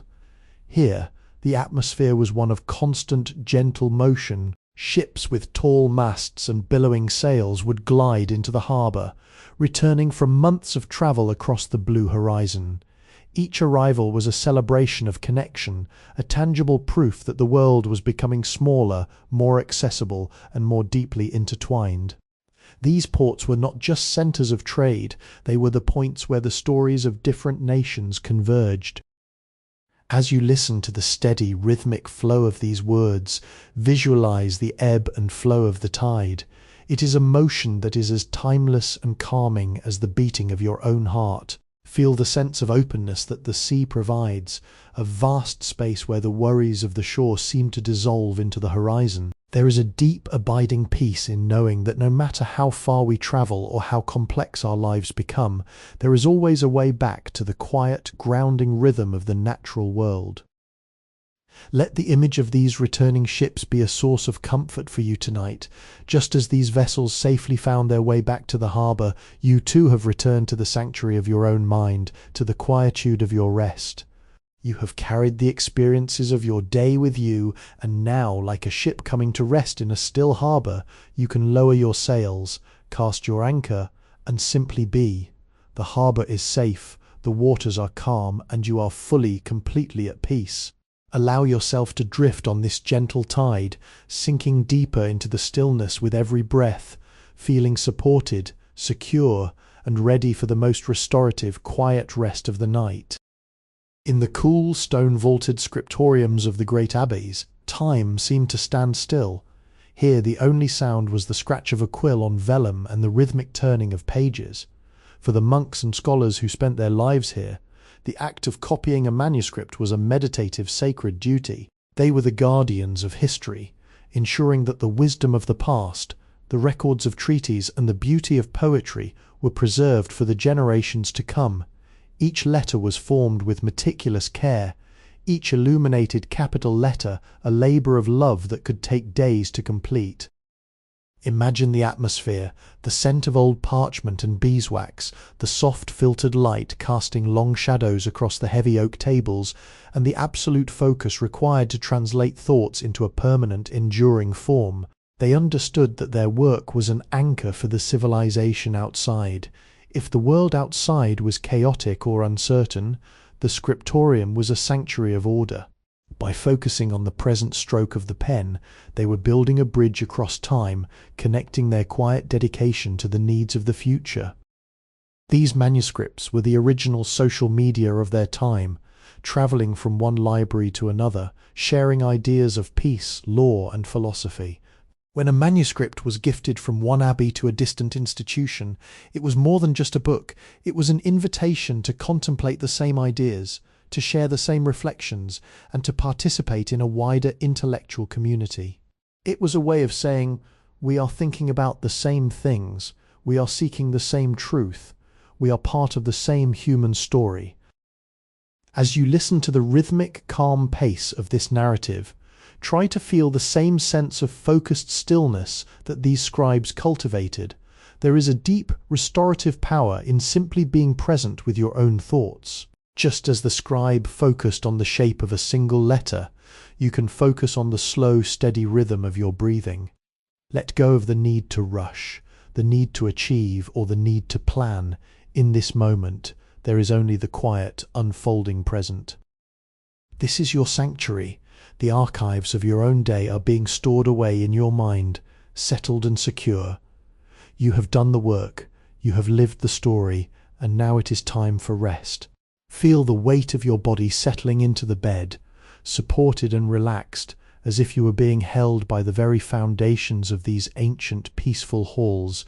Everything is quiet, everything is still. You are drifting into a space of deep, profound rest, carried by the slow, steady flow of history that has always sought the light of peace. Let the silence of the scriptorium be your guide into a sleep that is as quiet, as orderly, and as restorative as the work of the scribes themselves. In the heart of every bustling trade city, the town clock tower stood as a symbol of shared rhythm. Before the age of personal timepieces, these grand structures were the pulse of the community, signalling the start of the workday, the opening of the markets, and the quiet arrival of the evening. They did more than just mark the passing hours. They synchronized the lives of everyone in the city. When a merchant from the south arrived and heard the same chime as the local artisan, it was a subtle, reassuring reminder that they were all existing within the same framework of order. Imagine standing in the main square at dusk. As the bells begin their slow, resonant peal, the sound travels across the rooftops, over the river, and settles into the streets, carrying with it a sense of completion. It is a sound that says the tasks of the day are done, the bustle is fading, and the time for rest has arrived. There is a deep communal comfort in this synchronicity. It binds the city together, turning a collection of individuals into a unified whole, moving in harmony with the steady, unwavering passage of time. These towers were often funded by the local guilds or the municipal government as a gift to the citizenry. They were investments in stability, a city that knew its time was a city that could plan, could build, and could flourish. The clockmakers who maintained these intricate mechanisms were held in high regard. They were the stewards of the city's heartbeat. Their work required extreme patience and precision, mirroring the very qualities needed to maintain the peace and prosperity of the region. As you listen to the rhythmic, calming cadence of this narrative, let the sound of these distant bells act as a guide for your own transition into sleep. Imagine the chime vibrating softly in the air, a gentle, melodic signal that it is time to set aside the concerns of the day. There is no urgency in this sound. It is a steady, reassuring tone that promises that everything is in its proper place and that you are perfectly in sync with the quiet rhythm of the night. Let this image of the clock tower be a source of grounding for you. Feel yourself settling into the steady beat of your own breath, slowing down, sinking with the quiet around you. Just as the bells mark the end of the day, your mind is now marking the end of your waking hours. You are safe, you are synchronized with the peaceful world, and you are ready to drift into a deep, dreamless rest. Everything is settled, the time for activity has passed, and the time for restoration has fully begun. Feel your body becoming heavier, more relaxed, and more connected to the peaceful, rhythmic flow of the night. Beyond the library and the scriptorium, tucked away behind the thick protective walls of the monastery, lay the herb garden, a space of profound, quiet vitality. This was a sanctuary designed for healing, a place where the monks cultivated plants, not just for sustenance, but for the restoration of the mind and body. Each row was meticulously planned, from the soothing lavender that scented the air to the resilient rosemary that thrived in the sun. In these gardens, the chaotic pace of the outside world was replaced by the deliberate, slow rhythm of growth. Imagine stepping into this garden at the golden hour. The air is cool and fragrant, thick with the scent of damp earth and crushed herbs. The sunlight filters through the trellises, creating a tapestry of light and shadow on the gravel paths. There is a sense of order here that is deeply calming. You can feel the tension leaving your shoulders as you wander, observing the simple, beautiful progress of the plants. It is a reminder that nature has its own way of mending what is frayed, of slowing down what is hurried, and of providing exactly what is needed for restoration. These gardens were the source of the medicines and teas that calmed the weary traveller or the stressed official. They were a practical application of the philosophy that we are part of the natural world, and that when we align ourselves with its cycles, when we recognize that there is a time for planting, a time for nurturing, and a time for harvesting, we find a state of balance that is difficult to achieve in the noise of the city. The monks saw their garden as a living prayer, a testament to the idea that caring for the earth is, in effect, caring for the human soul. As you reflect on this, let the image of the herb garden become a sanctuary within your own mind. Imagine yourself sitting on a stone bench in the center of this green, quiet space. The world beyond the walls is distant and unimportant. Here, there is only the gentle rustle of leaves in the breeze, the distant hum of a bee, and the steady grounding presence of the earth beneath you. You're breathing in the clean, scented air, and with every breath, you feel yourself becoming more centered, more peaceful, and more connected to your own internal sense of well-being. Let this feeling of natural, quiet growth be your guide as you drift into rest. Just as the garden thrives in the stillness of the night, your own mind is ready to thrive in the restorative embrace of sleep. There is no need for anything else right now. There is only the peaceful, steady process of letting go. You are safe, you are nurtured, and you are exactly where you need to be. Allow the memory of this quiet garden to wrap around your thoughts, a soft green blanket of calm that leads you deeper into the quiet, restorative stillness of the night. As we reach this point in our journey, we find ourselves at the edge of the great river, watching as the city prepares for the Festival of Lanterns. This is a moment of profound significance in the history we have explored, a time when the people, having worked together to build their peace, come together to honor it. Thousands of small handmade lanterns are set afloat upon the calm, dark surface of the water, each one carrying a wish for continued stability, for shared understanding, and for the quiet joy of a life lived in harmony. Imagine standing on the stone embankment, witnessing this spectacle of light. The water is so still that it acts as a perfect mirror, doubling the beauty of the glowing lanterns as they drift slowly downstream. The only sound is the soft murmur of the crowd and the gentle lap of the water against the docks. There is a palpable sense of unity here. For one night, the distinctions between the noble and the commoner, the visitor and the local, seem to fade away. All eyes are on the moving lights. All hearts are tuned to the same silent hope for a peaceful tomorrow. These lanterns are more than just lights. They are symbols of the internal peace we have been cultivating throughout our journey. Just as each lantern contributes its small flame to the greater illumination of the river, each moment of your own quiet reflection contributes to the sanctuary of peace you have built within yourself.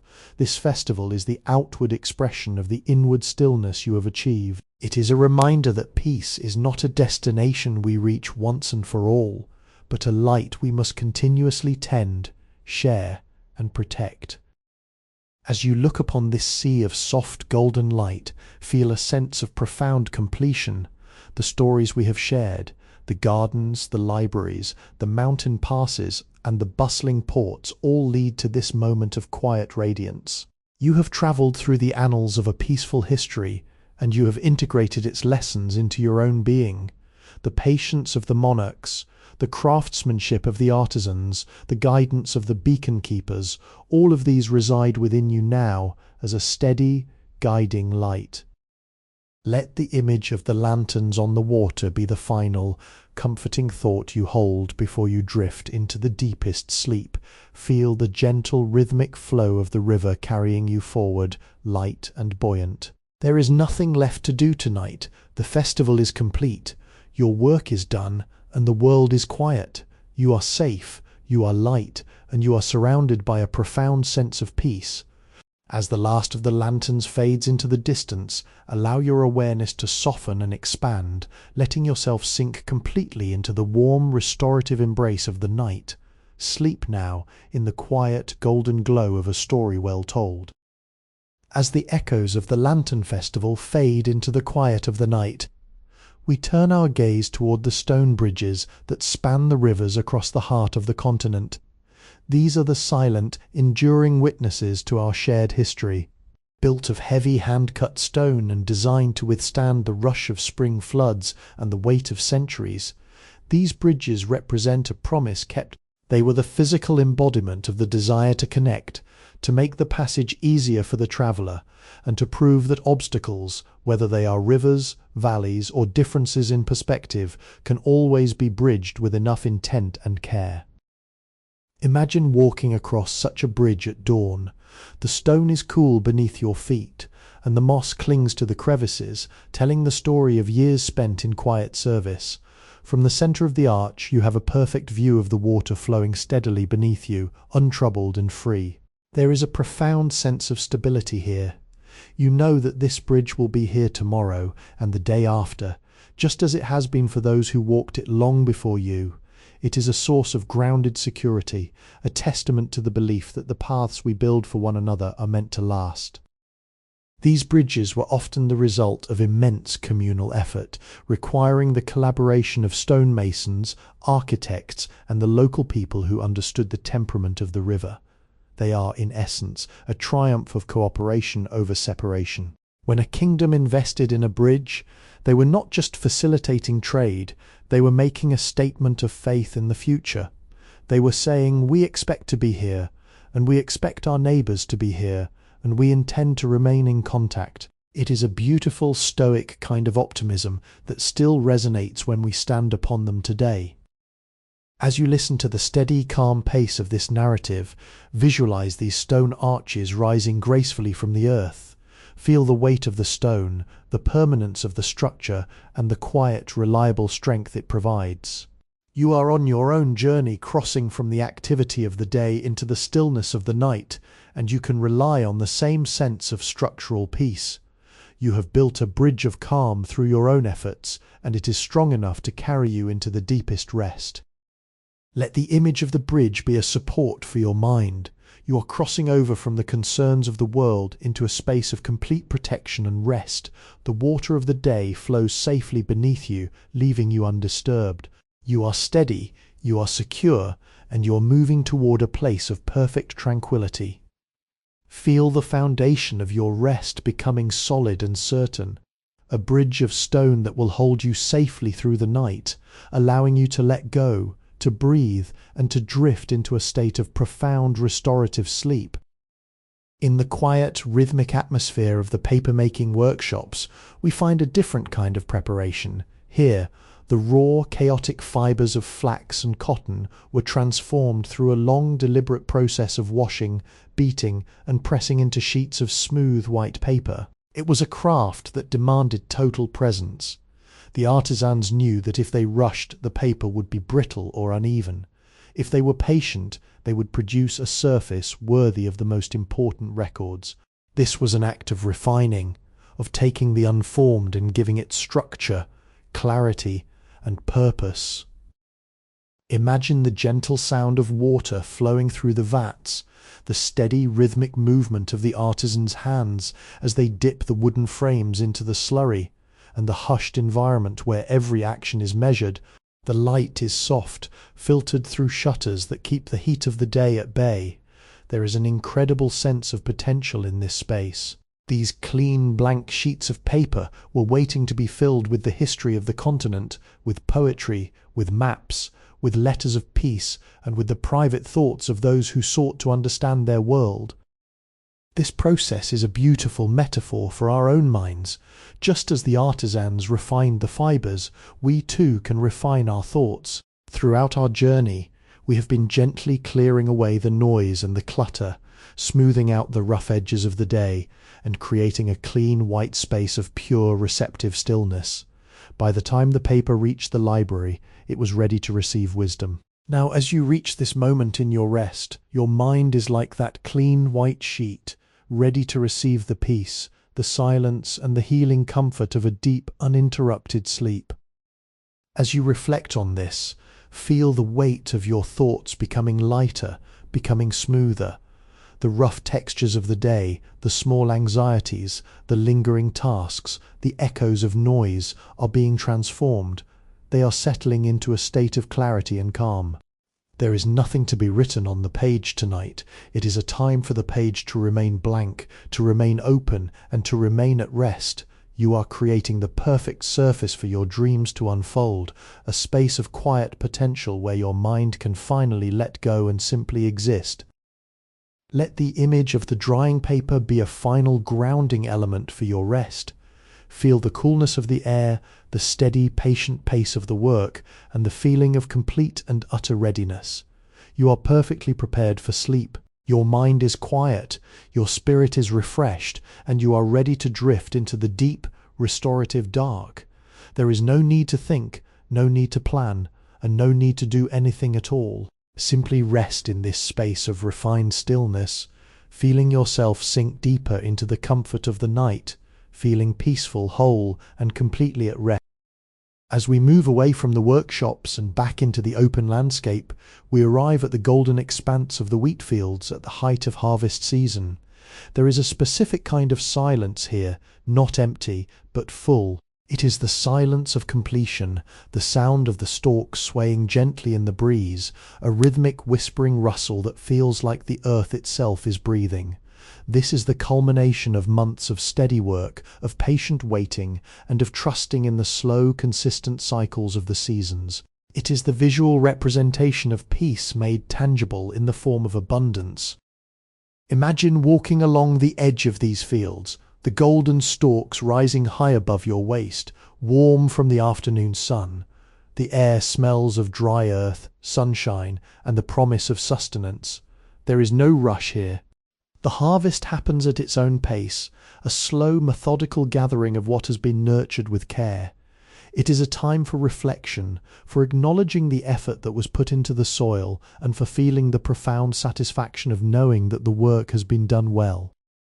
In the history we have travelled, these fields were the foundation of every alliance and every city we have visited.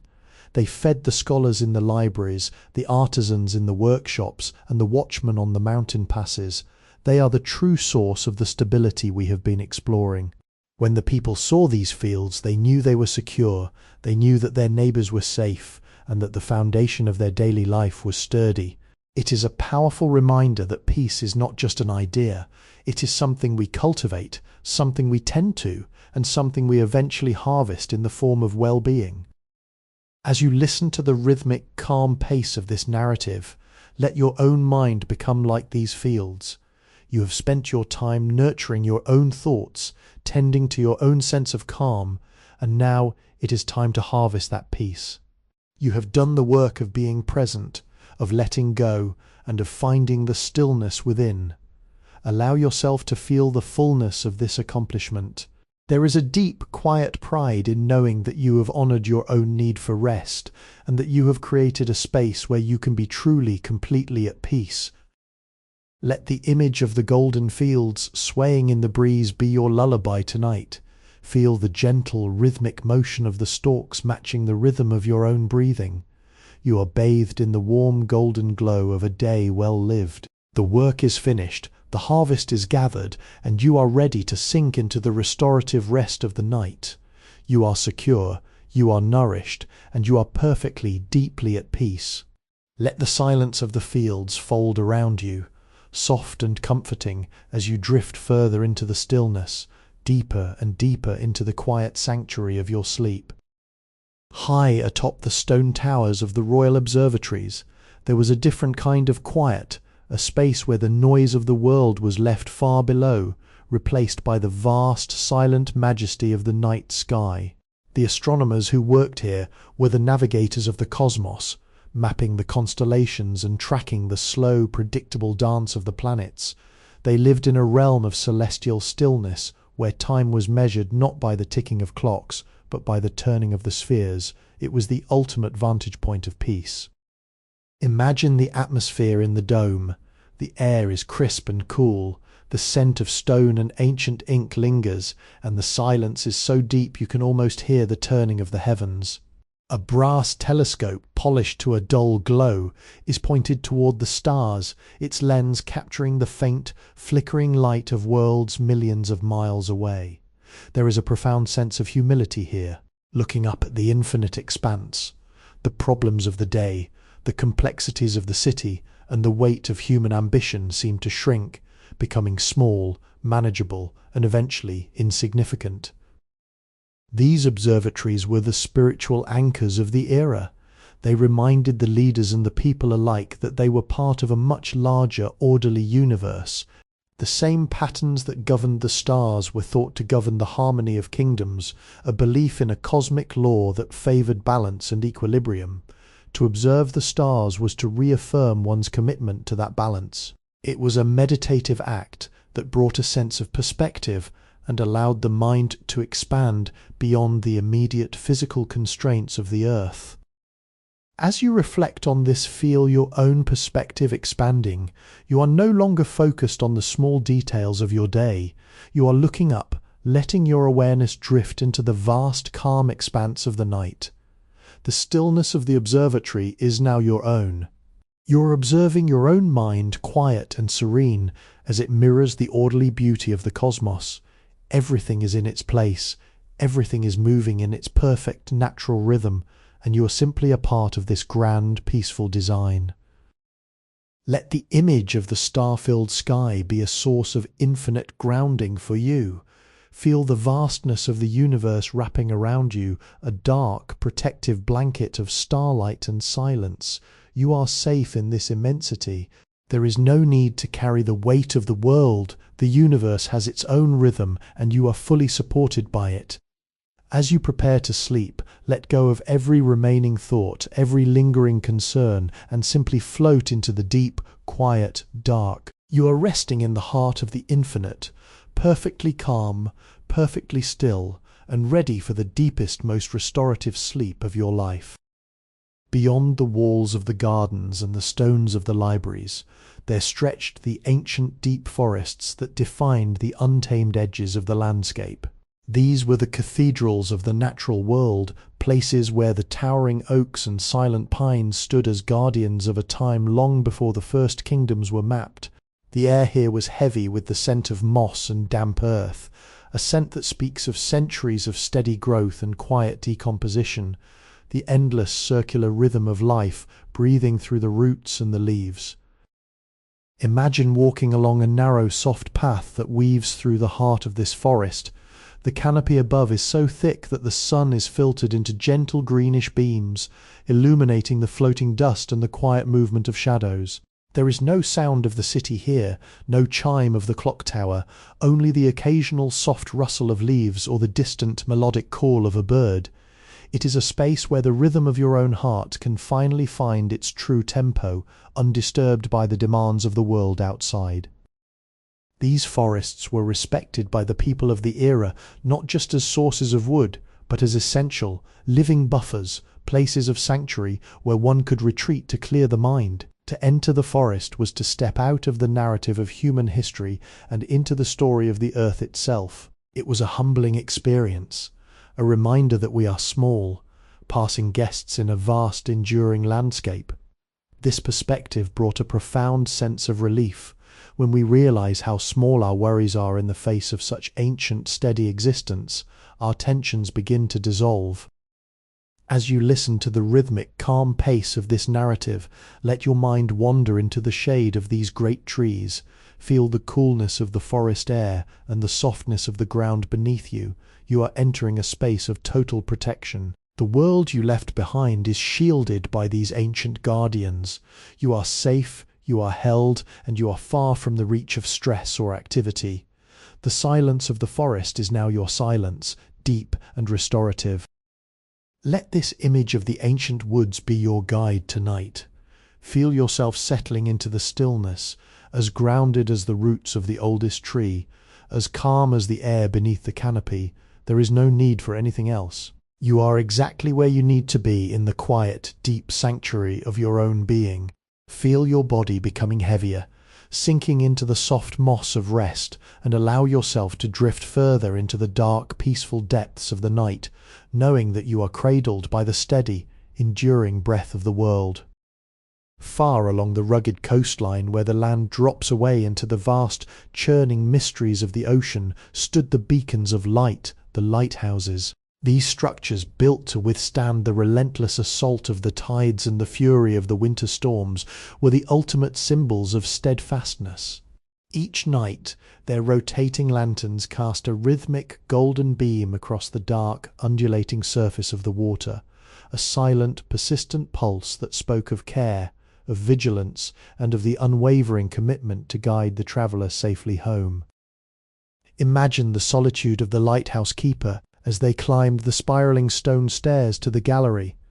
The wind might howl outside, shaking the very foundations of the tower, but inside there was a sense of order and quiet focus. The lantern was polished, the oil was trimmed, and the light was steady. There was no ego in this work, only the pure, selfless intention to be a presence of clarity in the darkness. It was a service to those they would never meet, a bridge of light extended across the treacherous waves to offer a moment of direction to those in need. This light was not just for the ships at sea, it was a beacon for the soul. In the quiet of the night, when the mind tends to wander into the dark corners of anxiety or doubt, the lighthouse stands as a metaphor for the light of our own awareness. It reminds us that no matter how deep the night, no matter how restless the waters of our thoughts may become, there is an inner strength, a quiet, revolving beam of calm that can guide us back to the stillness of our own nature. We are the architects of our own internal beacons, and we can choose to be the steady light that guides us through our own transitions. As you reflect on this, feel the steady, rhythmic pulse of the lighthouse beam sweep across your mind. It is a slow, hypnotic cadence, perfectly synchronized with your breathing. With every pass of the light, the shadows in your thoughts are illuminated and then gently eased away, leaving behind only the calm, clear space of the present moment. There is no turbulence here, only the soft, rhythmic hum of a mind that has found its anchor. You are safe in the tower of your own quietude, held by the strength of your own intention to rest. Let the image of the lighthouse be your final guide tonight. Feel the gentle beam of peace sweeping across your consciousness, soothing every tired muscle, settling every restless thought. The lighthouse is lit, the path is clear, and the ocean of the night is perfectly, wonderfully still. You are drifting into a harbour of deep, protected rest, where the only thing that remains is the soft, rhythmic pulse of your own breath, carrying you down into the dark, restorative depths of sleep. Everything is well, everything is calm, and you are ready to let go completely. Along the low, serene plains near the sea, there lie the salt pans, vast, perfectly level basins that capture the essence of the ocean and the sun. In the cool stillness of the night, when the moon hangs high and full, these fields turn into mirrors of silver. The brine, settled and undisturbed, reflects the celestial light, creating a landscape that is almost ethereal. It is a place where the line between the earth and the sky seems to blur, a space of infinite crystalline clarity that invites a profound, hushed reverence. Imagine walking along the narrow embankments that separate the salt beds. Beneath your feet, the ground is solid and white, textured with the fine, sparkling dust of the salt. There is an absolute stillness here. Even the wind seems to hold its breath, not daring to disturb the perfect reflection on the water's surface. It is the silence of purity, a space where all complexity has been distilled away, leaving behind only the essential, the clear and the calm. You feel lighter here, as if the very air has a clarifying quality, washing over your thoughts and leaving them bright and still. This process of salt-making was one of the most ancient and essential trades, a slow labour of evaporation and patience that mirrored the very nature of peace. Nothing could be hurried. The sun and the wind had to work in their own time to create the precious crystals. The salt-makers understood this rhythm well. They were the masters of waiting, the observers of subtle changes, and they brought a quiet, meditative quality to their daily life that allowed them to find contentment in the simplicity of their task. As you listen to the rhythmic, calm pace of this narrative, let your own mind become like these salt pans. Let your thoughts settle, layer by layer, until they are as still and as clear as the water under the moonlight. There is no need for movement, no need for effort, and no need to reach for anything. You are simply present, reflecting the quiet silver beauty of the night. Feel the gentle, cooling energy of this landscape soothing your spirit, turning the turbulence of your day into a smooth, crystalline peace. Let the image of the moonlit salt pans be your anchor for this rest. You are floating in a space of infinite calm, supported by the solid earth and illuminated by the soft, steady light of the moon. Every worry you carried is being distilled away, leaving you light, clear, and perfectly at ease. You are ready to sink into the deepest, most restorative sleep, where your mind remains as still, as clear, and as beautiful as the silver fields beneath the stars. Everything is quiet, everything is perfect, and you are drifting further and deeper into the restorative embrace of the night. High up in the mist-covered plateaus, where the air is thin and crisp, lie the vast, sculpted tea gardens. These are landscapes of exquisite order, where thousands of emerald-green tea bushes follow the natural contours of the rolling hills in perfect rhythmic lines. In the early morning, or under the soft, cooling light of the moon, these gardens are blanketed in a fine silver mist that softens every edge and muffles every sound. It is a place of profound breathing tranquility, where the very earth seems to be resting in anticipation of the day. Imagine standing on a ridge overlooking these hills. The landscape stretches out like a velvet quilt, dark green and serene. The scent here is subtle, a clean herbal freshness that clears the mind the moment you inhale. There is a sense of ancient wisdom in these hills. They have been tended for generations by families who move through the rows with a quiet, practiced grace. They understand that to produce the finest leaves, one must work in harmony with the mist, the mountain soil, and the slow, deliberate turning of the seasons. The tea gardens were more than just agricultural sites. They were places of contemplation. A cup of tea, harvested from these very hills, was an invitation to pause, to breathe, and to savour the present moment.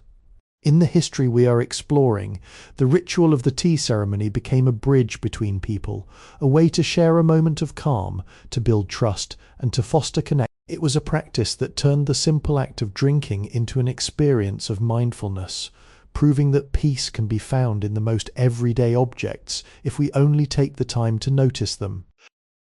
As you listen to the rhythmic, calm pace of this narrative, let your mind rest upon the gentle slopes of these tea hills. Visualize the soft green curves of the land, the silver mist clinging to the leaves, and the absolute stillness of the mountain air. Feel your thoughts becoming as soft and as quiet as the mist itself. There is no urgency here, no demand on your time or your energy. You are simply existing in a space of natural breathing beauty. Let the image of the tea gardens be a source of restorative calm for you. Feel the tension in your body unraveling, matching the gentle rolling contours of the landscape. Your mind is being smoothed by the stillness, layer by layer, until all that remains is a soft green peace. You are deeply connected to this quiet, grounded place. Let yourself drift further into the stillness, feeling secure, nurtured, and ready for a deep healing sleep. You are cradled by the mountain's embrace, drifting deeper and deeper into a rest that is as pure and as refreshing as the mountain air itself. Tucked away within the quiet wings of the old estate, the private library serves as the ultimate sanctuary for the thoughtful mind. Here, the air is thick with the comforting sweet scent of aging paper, leather bindings, and polished mahogany. Sunlight, or in the evening, the soft, warm glow of a single lamp filters through the heavy curtains, illuminating the dust motes that dance slowly in the still, undisturbed air. This is a room where time is held in suspension, captured within the spines of thousands of books that stand as silent, wise companions. Imagine yourself settling into a deep, velvet, upholstered armchair in the corner of this room. The world outside the heavy oak doors is distant, a mere whisper that cannot penetrate these walls. There is a profound sense of containment here. Every book on the shelf represents a story, a philosophy, or a journey that has already been lived, and now it sits in peace. You feel a deep, resonating sense of relief simply by being in such a place. It is a room designed for reflection, for slowing the pulse, and for allowing the busy machinery of the mind to finally come to a gentle, graceful halt. These libraries were not merely collections of knowledge, they were the heart of the home's interior life. They were places where, during the quiet hours of the night, one could retreat from the responsibilities of the day and find a different kind of connection, not with the bustling world of trade and politics, but with the quiet, enduring essence of the human spirit. The act of selecting a book, opening it, and letting your eyes rest on the printed word was a way of centering yourself, a way of returning to a state of stillness that is both restorative and deeply grounding. As you listen to the rhythmic, calm pace of this narrative, visualize yourself within this library. Feel the plush support of the armchair, the warmth of the room, and the immense quiet weight of the books surrounding you. You are held in the embrace of history and wisdom. There is no need to read, no need to learn, and no need to search for answers tonight. The knowledge is simply here, a steady presence that offers you a sense of order and safety. Your own mind is becoming just like this library, orderly, quiet, and filled with a deep, calm peace. Let the image of the library be your final sanctuary before you fall asleep. Feel your thoughts gathering like books on a shelf, neat, settled, and at rest. Every concern from your day is being filed away, tucked into the stillness, leaving your mind completely clear and open. You are drifting into the deep, restorative dark, cradled by the comfort of this peaceful room. You are safe, you are secure, and you are ready to let go of everything. Drift deeper into the silence, feeling yourself sinking into a sleep that is as quiet, as soft, and as enduring as a long-forgotten story, ready to embrace the night with a heart that is fully at peace. At the very centre of the city, where all roads converge, stands the great stone fountain, a monument to the living grace of water. Its constant rhythmic splashing is the heartbeat of the square, a gentle and persistent sound that has serenaded the people for generations. The water flows over carved tiers of marble, caught in a graceful, never-ending cycle of descent. It is a mesmerizing sight, a visual representation of how life and history itself are always in motion, yet always held within the boundaries of peace and order. Imagine standing by the basin, feeling the cool, fine mist on your skin. The air here is always fresh, vibrant with the energy of the moving water. Unlike the silence of the library or the stillness of the forest, the fountain offers a living sound, a steady white noise that wraps around you like a soft cloak. It is the sound of cleansing, of washing away the dust of the day, of letting the old flow off and the new calm stillness take its place.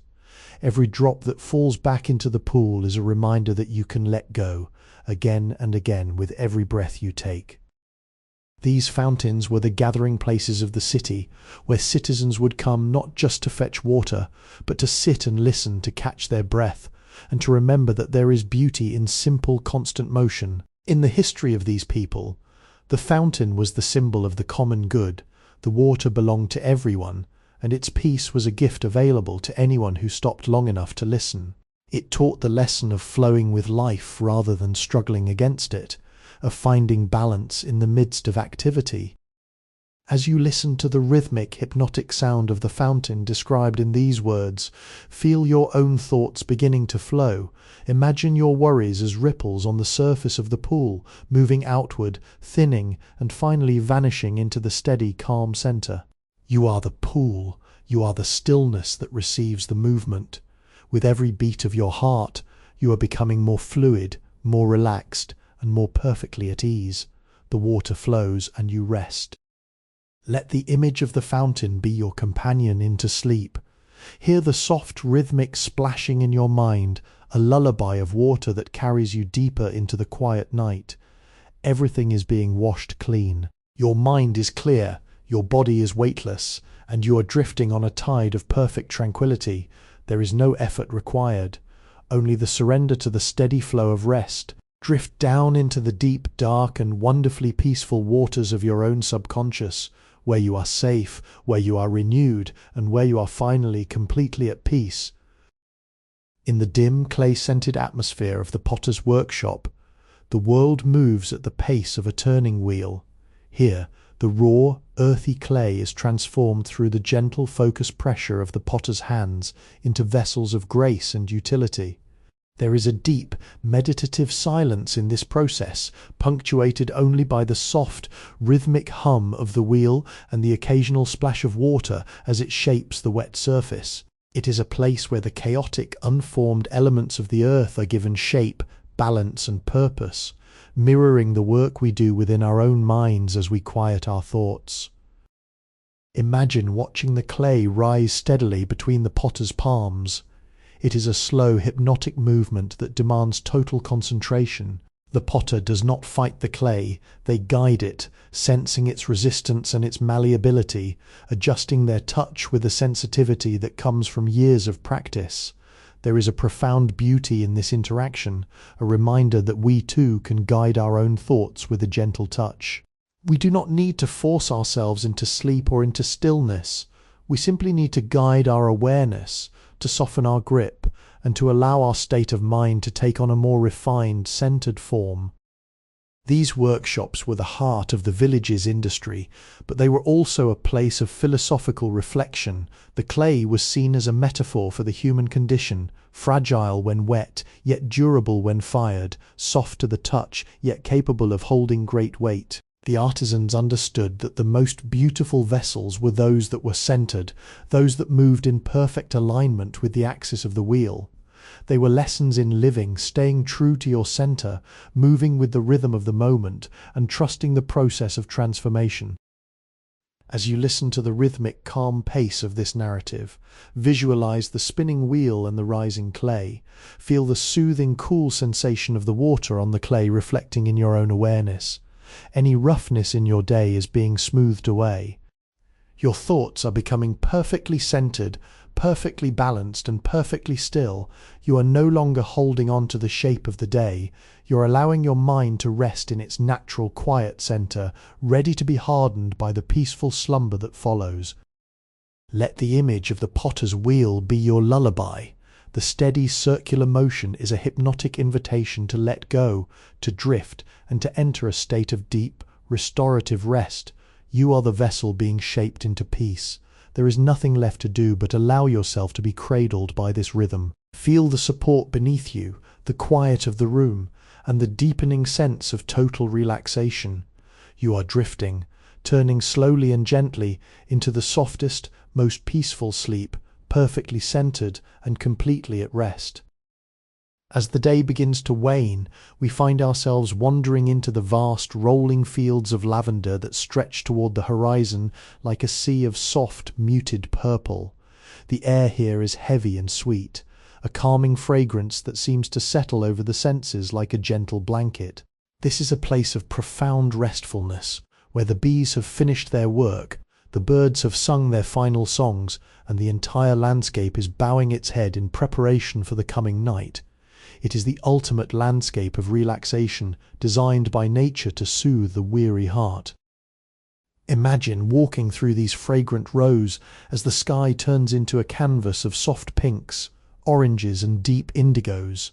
The stalks of lavender sway in the light, cooling breeze, a slow, rhythmic dance that mimics the deep, steady breathing of the earth. There is no urgency in this space. There is only the quiet, steady passage of time. Each step you take on the soft, dry soil feels grounding, a direct connection to the quiet strength of the ground beneath you. You are completely enveloped in peace, shielded by the scent and the silence. These fields were revered not just for their beauty, but for their ability to restore balance to those who spent time among them. In our historical narrative, these were the places where travellers would stop to reclaim their composure before entering the city. To sit here for even a short time was to let go of the noise of the road, the dust of the journey, and the lingering anxieties of the world. It was a practice of letting go, a deliberate act of choosing stillness over movement, quiet over conversation, and rest over effort. As you listen to the rhythmic, calm pace of this narrative, visualize the endless waves of purple fading into the shadows of the evening. Feel the scent of the lavender drifting into your awareness, gentle and restorative. With every breath you're taking in that calm, and with every exhale you are releasing the last remnants of the day. Your shoulders are softening, your jaw is relaxing, and your mind is becoming as still and as serene as the field itself. Let the image of the lavender fields be your final sanctuary tonight. You are held in the purple twilight, cradled by the fragrance and the silence. There is nothing to do, nothing to solve, and nowhere else to be. You are perfectly safe, perfectly supported, and perfectly ready to drift into sleep. As the stars begin to emerge above the fields, let your awareness soften, letting yourself dissolve into the peaceful dark, floating deeper and deeper into a rest that is as fragrant, as quiet, and as restorative as the earth itself. In the sheltered, quiet corners of the estate lie the nurseries where the youngest, most delicate life begins to take root. Under the watchful gaze of the night, these small plants are cradled in the dark, damp earth, nourished by the steady, cooling dew. There is a sacred, quiet energy here, a sense of quiet potential that is just beginning to stir. It is a place where the haste of the world is forgotten, replaced by the slow, determined patience of growth. Everything in this nursery is protected, nurtured, and held in a state of perfect, steady peace. Imagine walking quietly through these rows of small, tender shoots. The air is cool and smells of rich, dark soil and fresh, living green. There is no sound but the occasional soft drip of dew from a leaf to the ground, a rhythmic, natural heartbeat that resonates through the silence. You feel a sense of profound responsibility and care here, a realization that life is best nurtured in the quiet, in the dark, and in the stillness. It is a reminder that we too need such periods of protected, quiet growth to truly thrive. These nurseries were the lifeblood of the landscape, the foundation for the forests, the gardens, and the orchards of the future. They were tended by hands that understood the value of waiting, of providing exactly the right amount of shelter and sustenance, without interference. The gardeners knew that to force growth is to weaken the plant. To trust the cycle is to ensure its strength. This wisdom is a gift we can apply to our own lives, the grace of allowing ourselves the time and space to simply be, to let our own inner seeds of potential rest and grow in the safety of the night. As you listen to the rhythmic, calm pace of this narrative, visualize the tiny, resilient green leaves stretching upward in the soft moonlight. Feel the warmth of the earth shielding them, and let that same sense of protection wrap around you. You are in your own nursery of rest now. The world is quiet. The earth is solid beneath you, and you are being held in a space designed solely for your restoration. There is no pressure to bloom, no pressure to perform, only the permission to rest, to be still, and to let your mind recharge in the deep, peaceful dark. Let the image of the quiet nursery be your guide into sleep. Feel yourself sinking into the comfort of your bed as if it were the soft, welcoming soil of this garden. You are surrounded by the silence of growth, the stillness of the night, and the gentle, rhythmic breath of the world. Everything is calm, everything is safe, and you are ready to let go completely. Drift deeper into the dark, letting your mind become as quiet and as peaceful as the young sprouts under the starlight, cradled by the rest, the silence, and the promise of a peaceful, dreamless sleep. High on the gentle slopes, the great windmills stand as silent sentinels against the backdrop of the star-filled sky. During the day they were full of life, their massive wooden sails turning rhythmically to capture the breeze, grinding grain, and powering the pulse of the surrounding farms. But now, in the stillness of the night, the sails are locked, the gears are silent, and the entire structure rests in perfect, motionless harmony with the landscape.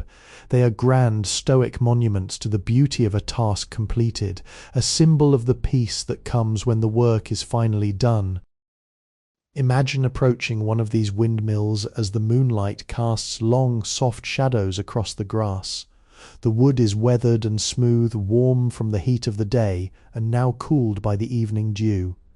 There is a profound sense of satisfaction in its silence. It is not an empty silence. It is a full, resonant quiet that speaks of endurance, of contribution, and of the right to rest. You can feel the weight of its history in the ground beneath you, a grounding sensation that helps you feel completely anchored and secure.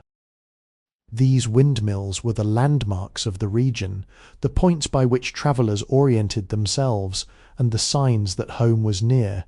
They represented the bridge between the wild energy of the wind and the sustenance of the people. To see them standing still was a sign of safety, a sign that the day's labour had successfully fed the community, and that now all could enjoy the quiet security of the night. It is a lesson in the rhythm of life that we must move with energy when the winds blow, but we must also find the wisdom to come to a full, complete stop when the night descends. As you listen to the rhythmic, calm pace of this narrative, visualize the great, silent sails of the windmill framed against the vast night sky. Feel your own internal gears slowing down, the movement of your day's thoughts locking gently into place, becoming still and serene. You have done your work, you have contributed your energy, and now it is time for you to stand as firmly and as peacefully as the windmill. You are finished with the tasks of the world, you have earned this stillness, and it belongs to you entirely. Let the image of the silent windmill be the anchor for your rest tonight. Feel the massive wooden strength of it protecting you, keeping you steady while you drift into the deeper currents of sleep. You are perfectly supported, perfectly at peace, and you are ready to let go of everything that no longer needs your attention. The wind has calmed, the night is still, and you are sinking deeper and deeper into the restorative dark, cradled by a peace that is as timeless, as solid, and as quiet as the hills themselves. Where the winding river meets the vast whispering tides of the sea, the stone beacons stand firm. These are the guardians of the transition, the markers that hold the threshold between the familiar journey of the land and the expansive mystery of the deep water. In the quiet of the night, the light they cast is steady and unwavering, a golden finger of calm pointing across the dark surface. It is a place where the movement of the river slows down, merging gently with the greater, slower rhythm of the ocean. Imagine standing on the shore watching the water ripple softly against the base of the stone beacon. The sound is low and continuous, a gentle lapping that carries the energy of the river out into the infinite. There is no turbulence here, only the soft, graceful coming together of two paths. You feel a sense of completion in this scene. Whatever currents you have navigated today, whatever paths you have walked, you have now reached the calm expanse of the harbour. You are safe, you are moored, and you are ready to let the tide of sleep carry you further. These beacons were the symbols of certainty in a world that often felt unpredictable. To the sailors, they were the promise of a safe return. To the villagers, they were the evidence that even at the edges of the world there was guidance, there was light, and there was a way to navigate back to stillness. They remind us that our own inner light is always there, even when we feel we are at the edge of the unknown. We do not need to fear the transition from wakefulness to sleep, for we are moving toward a place of deep, welcoming rest. As you listen to the rhythmic, calm pace of this narrative, visualize the light of the beacon sweeping slowly, reliably over the water. Feel your thoughts becoming as wide and as open as the sea, and as steady and as grounded as the stone beacon itself. Any remaining tension is being carried away by the gentle current out into the quiet dark, leaving you hollowed out, empty, and ready to be filled with the tranquility of the night. Let the image of the beacon be your final guide into the depth of your rest. You are floating on the calmest of waters, guided by the steady pulse of your own peace. There is no need to navigate any more. You have arrived. Let yourself sink down deeper into the comfort of your bed, feeling the weight of the day lift entirely away. You're cradled by the night, enveloped in a safety that is as vast as the ocean and as steady as the stone. Simply drift, simply rest, and let the silence of the sea wrap you in the most profound, restorative sleep you have ever known. Deep within the heart of the highland range, the valleys are filled with a thick, velvety blanket of nocturnal mist.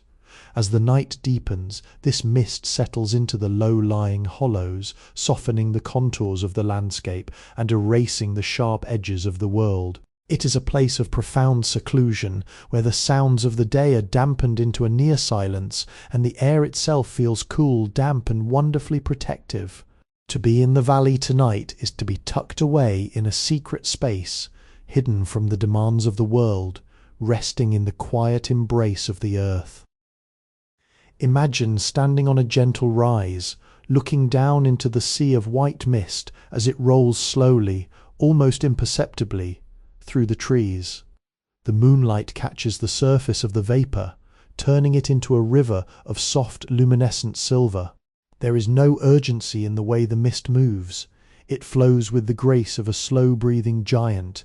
You feel a sense of total anonymity here, a freedom from the roles you play and the tasks you carry. In the valley, you are simply a part of the landscape, a quiet observer, sheltered, safe, and completely at peace.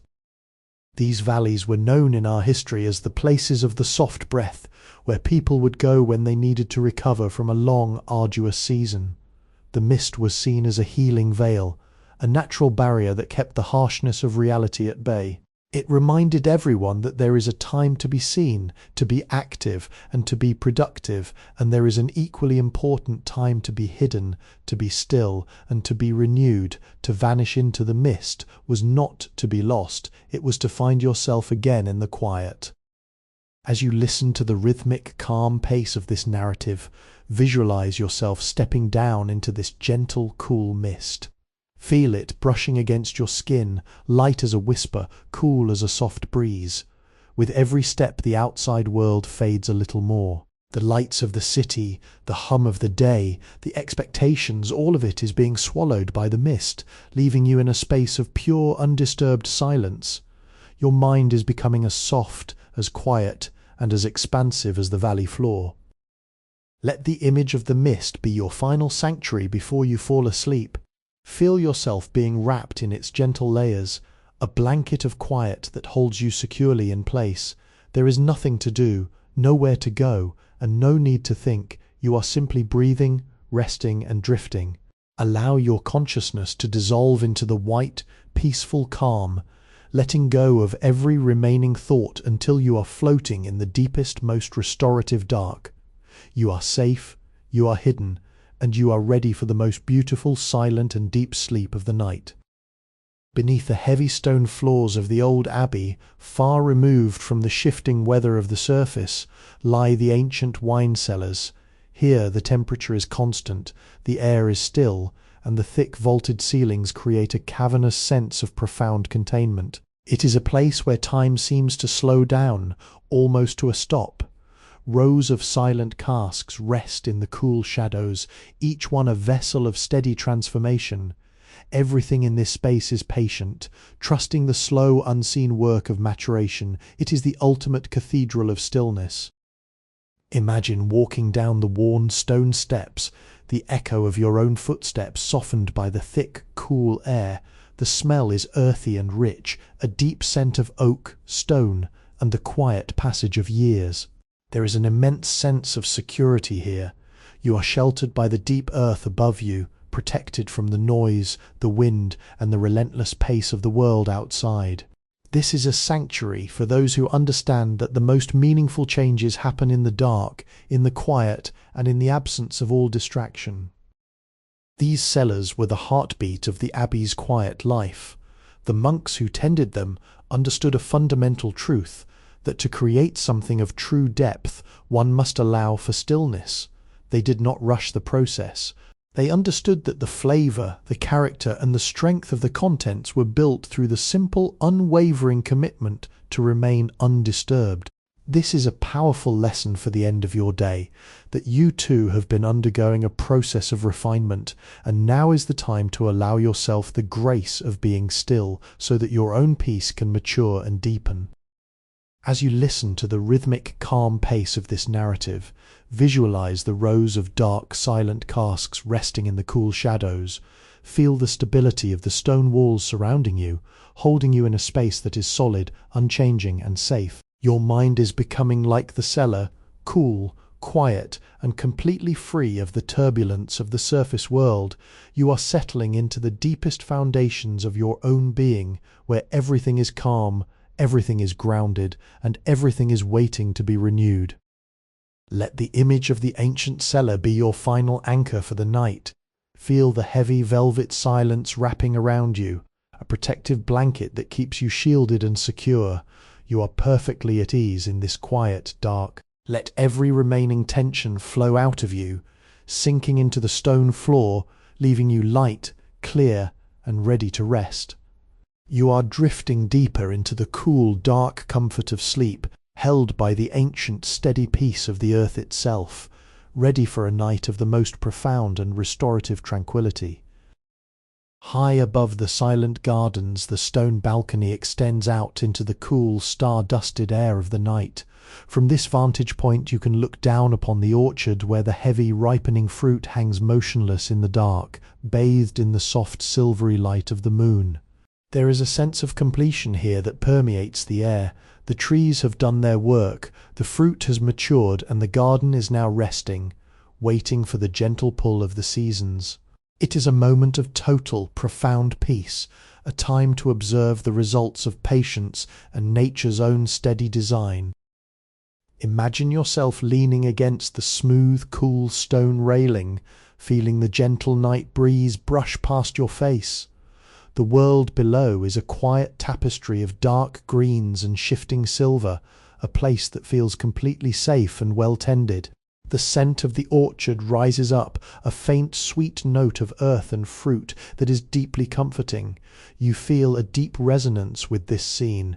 You are a part of this cycle of effort and rest. You have contributed your own labor to the day, and now you have the absolute right to stand here, observe the stillness, and enjoy the fruits of your own peace. These balconies were the quiet retreats of the great houses, where one could escape the formality of the inner rooms to connect with the living world outside. They were designed for reflection, for watching the constellations move across the sky, and for understanding one's own place in the grand, unfolding story of existence. In the history we are uncovering, these moments of evening reflection were the most important of the day, the time when the mind was cleared, the heart was settled, and the intention for a peaceful tomorrow was set. As you listen to the rhythmic, calm pace of this narrative, visualize the orchard sleeping beneath you. Feel the vast star-filled sky stretching out above, a canopy of infinite light that knows no conflict, no worry, and no limit. Your mind is expanding to match this vastness. You are no longer focused on the small boundaries of your daily life. You are looking out over your own internal orchard, seeing the beauty of all you have built, all you have grown, and all you have nurtured. It is a moment of total satisfaction. Let the image of the star-lit balcony be your final sanctuary before you surrender to sleep. Feel your body becoming heavy, your breath becoming slow and rhythmic, and your mind drifting into the calm silver light. You are held by the universe, anchored by the earth, and cradled by the quiet of the night. There is nothing left to hold on to, nothing left to plan. You are drifting, floating, and settling into the deepest, most beautiful silence. Everything is perfect, everything is still, and you're ready to let go completely into the restorative, dreamless depth of your rest. In the vast, sprawling expanse of the royal grounds, the velvet lawns stretch out like an endless sea of deep emerald green. In the quiet hours of the late night, these lawns are draped in the softest layer of silver dew, a natural tapestry that glows faintly under the watchful gaze of the moon. This is a place where space is absolute, where the ground itself seems to offer a soft, resilient cushion for the weary. To walk here is to feel the world becoming light, forgiving, and quiet, as if the very earth were inviting you to step away from the rigidity of your day and into a state of fluid, easy grace. Imagine wandering slowly across this endless green, the grass cooling and soft beneath your feet. There is no sound but the gentle rustle of your own movement, a rhythmic pulse that echoes the quiet expansion of the night. The air here is clean and invigorating, yet soft enough to hold you in a comfortable, drowsy embrace. You feel a sense of expansive freedom, a reminder that the world is far wider, far calmer, and far more accommodating than the small enclosed spaces of our daily concerns. You are at ease in the vastness, safe in the open, and perfectly, wonderfully alone. These lawns were maintained for centuries as places of equilibrium, where the architecture of the city met the unbridled beauty of the living earth. They were designed for the slow, contemplative walk, the kind of movement that allows thoughts to untangle, tensions to unravel, and the spirit to expand. In the history of this place, it was said that one could not walk across these lawns without leaving behind the heavy baggage of the ego. The scale of the landscape humbles the mind, and the softness of the ground comforts the body, making it a natural sanctuary for the end of a long journey. As you listen to the rhythmic, calm pace of this narrative, visualize yourself drifting across this soft, dew-kissed expanse. Feel the coolness of the grass, the vastness of the sky above, and the gentle, rhythmic slowing of your own heartbeat. Your mind is no longer confined by walls or tasks. It is open, expansive, and peaceful. Any remaining tightness in your body is melting away, matching the gentle rolling contours of the land. You are becoming one with the quiet, dark space, light as a whisper, soft as the grass beneath you. Let the image of the expansive, moonlit lawn be your final companion into the depths of sleep. Feel the world expanding around you, opening up to receive you in a vast, restorative embrace. You are perfectly supported, perfectly silent, and perfectly ready to drift away. There is no limit to the peace you can find here. There is no boundary to the rest that is coming to you. Simply let yourself sink into the soft, quiet dark, drifting deeper and deeper into a sleep that is as vast, as peaceful, and as infinite as the night sky stretching above this silent emerald world. And now we arrive at the final threshold, the quiet room, the window open to the vast velvet expanse of the night. You are here, in the sanctuary of your own being. All the landscapes we have traversed, the lighthouses, the salt pans, the tea gardens, the libraries, the fountains, the potter's wheel, the lavender fields, the nurseries, the windmills, the stone beacons, the misty valleys, the ancient cellars, the orchards, and the velvet lawns have all gathered here, distilled into a single profound sense of stillness. They were not just places to visit, they were stages of your own returning to yourself. Imagine sitting by this window, the cool night air brushing against your skin, carrying the scent of a world that is completely at rest. Outside the stars are steady, unwavering lights in the infinite dark, and you are as steady as they are. The journey of the day has reached its end. Every step, every thought, every effort has led you to this exact moment, a moment that demands nothing of you but to simply breathe, to simply be. You are not moving toward anything. You have already arrived. You are home within the quiet, safe harbor of your own mind. Think back on the rhythm of the journey, the steady pulse of the lighthouse, the slow evaporation of the salt, the gentle growth in the nursery, the silent sails of the windmill. They were all invitations to let go of the need to control, the need to achieve, and the need to carry the world's weight. You have practiced the art of surrendering, and now that practice is complete. The doors are closed, the light is dim, and the space around you is filled with a peace that is deep, heavy, and incredibly soft. It is time to step out of the current of the day and into the deep, still ocean of the night. As you listen to the final rhythmic cadence of these words, feel your physical self dissolving into the comfort of your bed. The mattress is supportive, the air is gentle, and your body is becoming weightless. Every muscle is fully relaxed, every thought has quieted into a gentle, shimmering pool of silence. There is no tomorrow to plan for, no yesterday to revisit. There is only this singular, beautiful pulse of life within you, the slow, rhythmic expansion and contraction of your own breath, carrying you down, further down into the deepest, most nourishing rest. Let the silence take over now. You are perfectly safe, perfectly held, and perfectly ready to sleep. The journey is over, and the rest you have earned is yours completely. Surrender to the darkness, let your awareness drift into the void, and allow yourself to sink into the beautiful, endless depth of the night. Everything is well, everything is calm, and you are drifting deeper, deeper and deeper, into a sleep that is profound, restorative and complete. Sleepy History with Kevin is created for relaxation, entertainment and sleep purposes. The stories shared on this channel are inspired by historical events, daily life and real periods in history, but they may be simplified, adapted, or narrated in a calming way to enhance the listening experience. This content is not intended to be a precise academic or educational source. While we aim to stay generally accurate, some details may be altered for storytelling flow and relaxation. Please do not rely on this channel as a primary source for historical research or study. By listening, you acknowledge that this content is designed to help you unwind, relax, and fall asleep. Thank you for your understanding and support.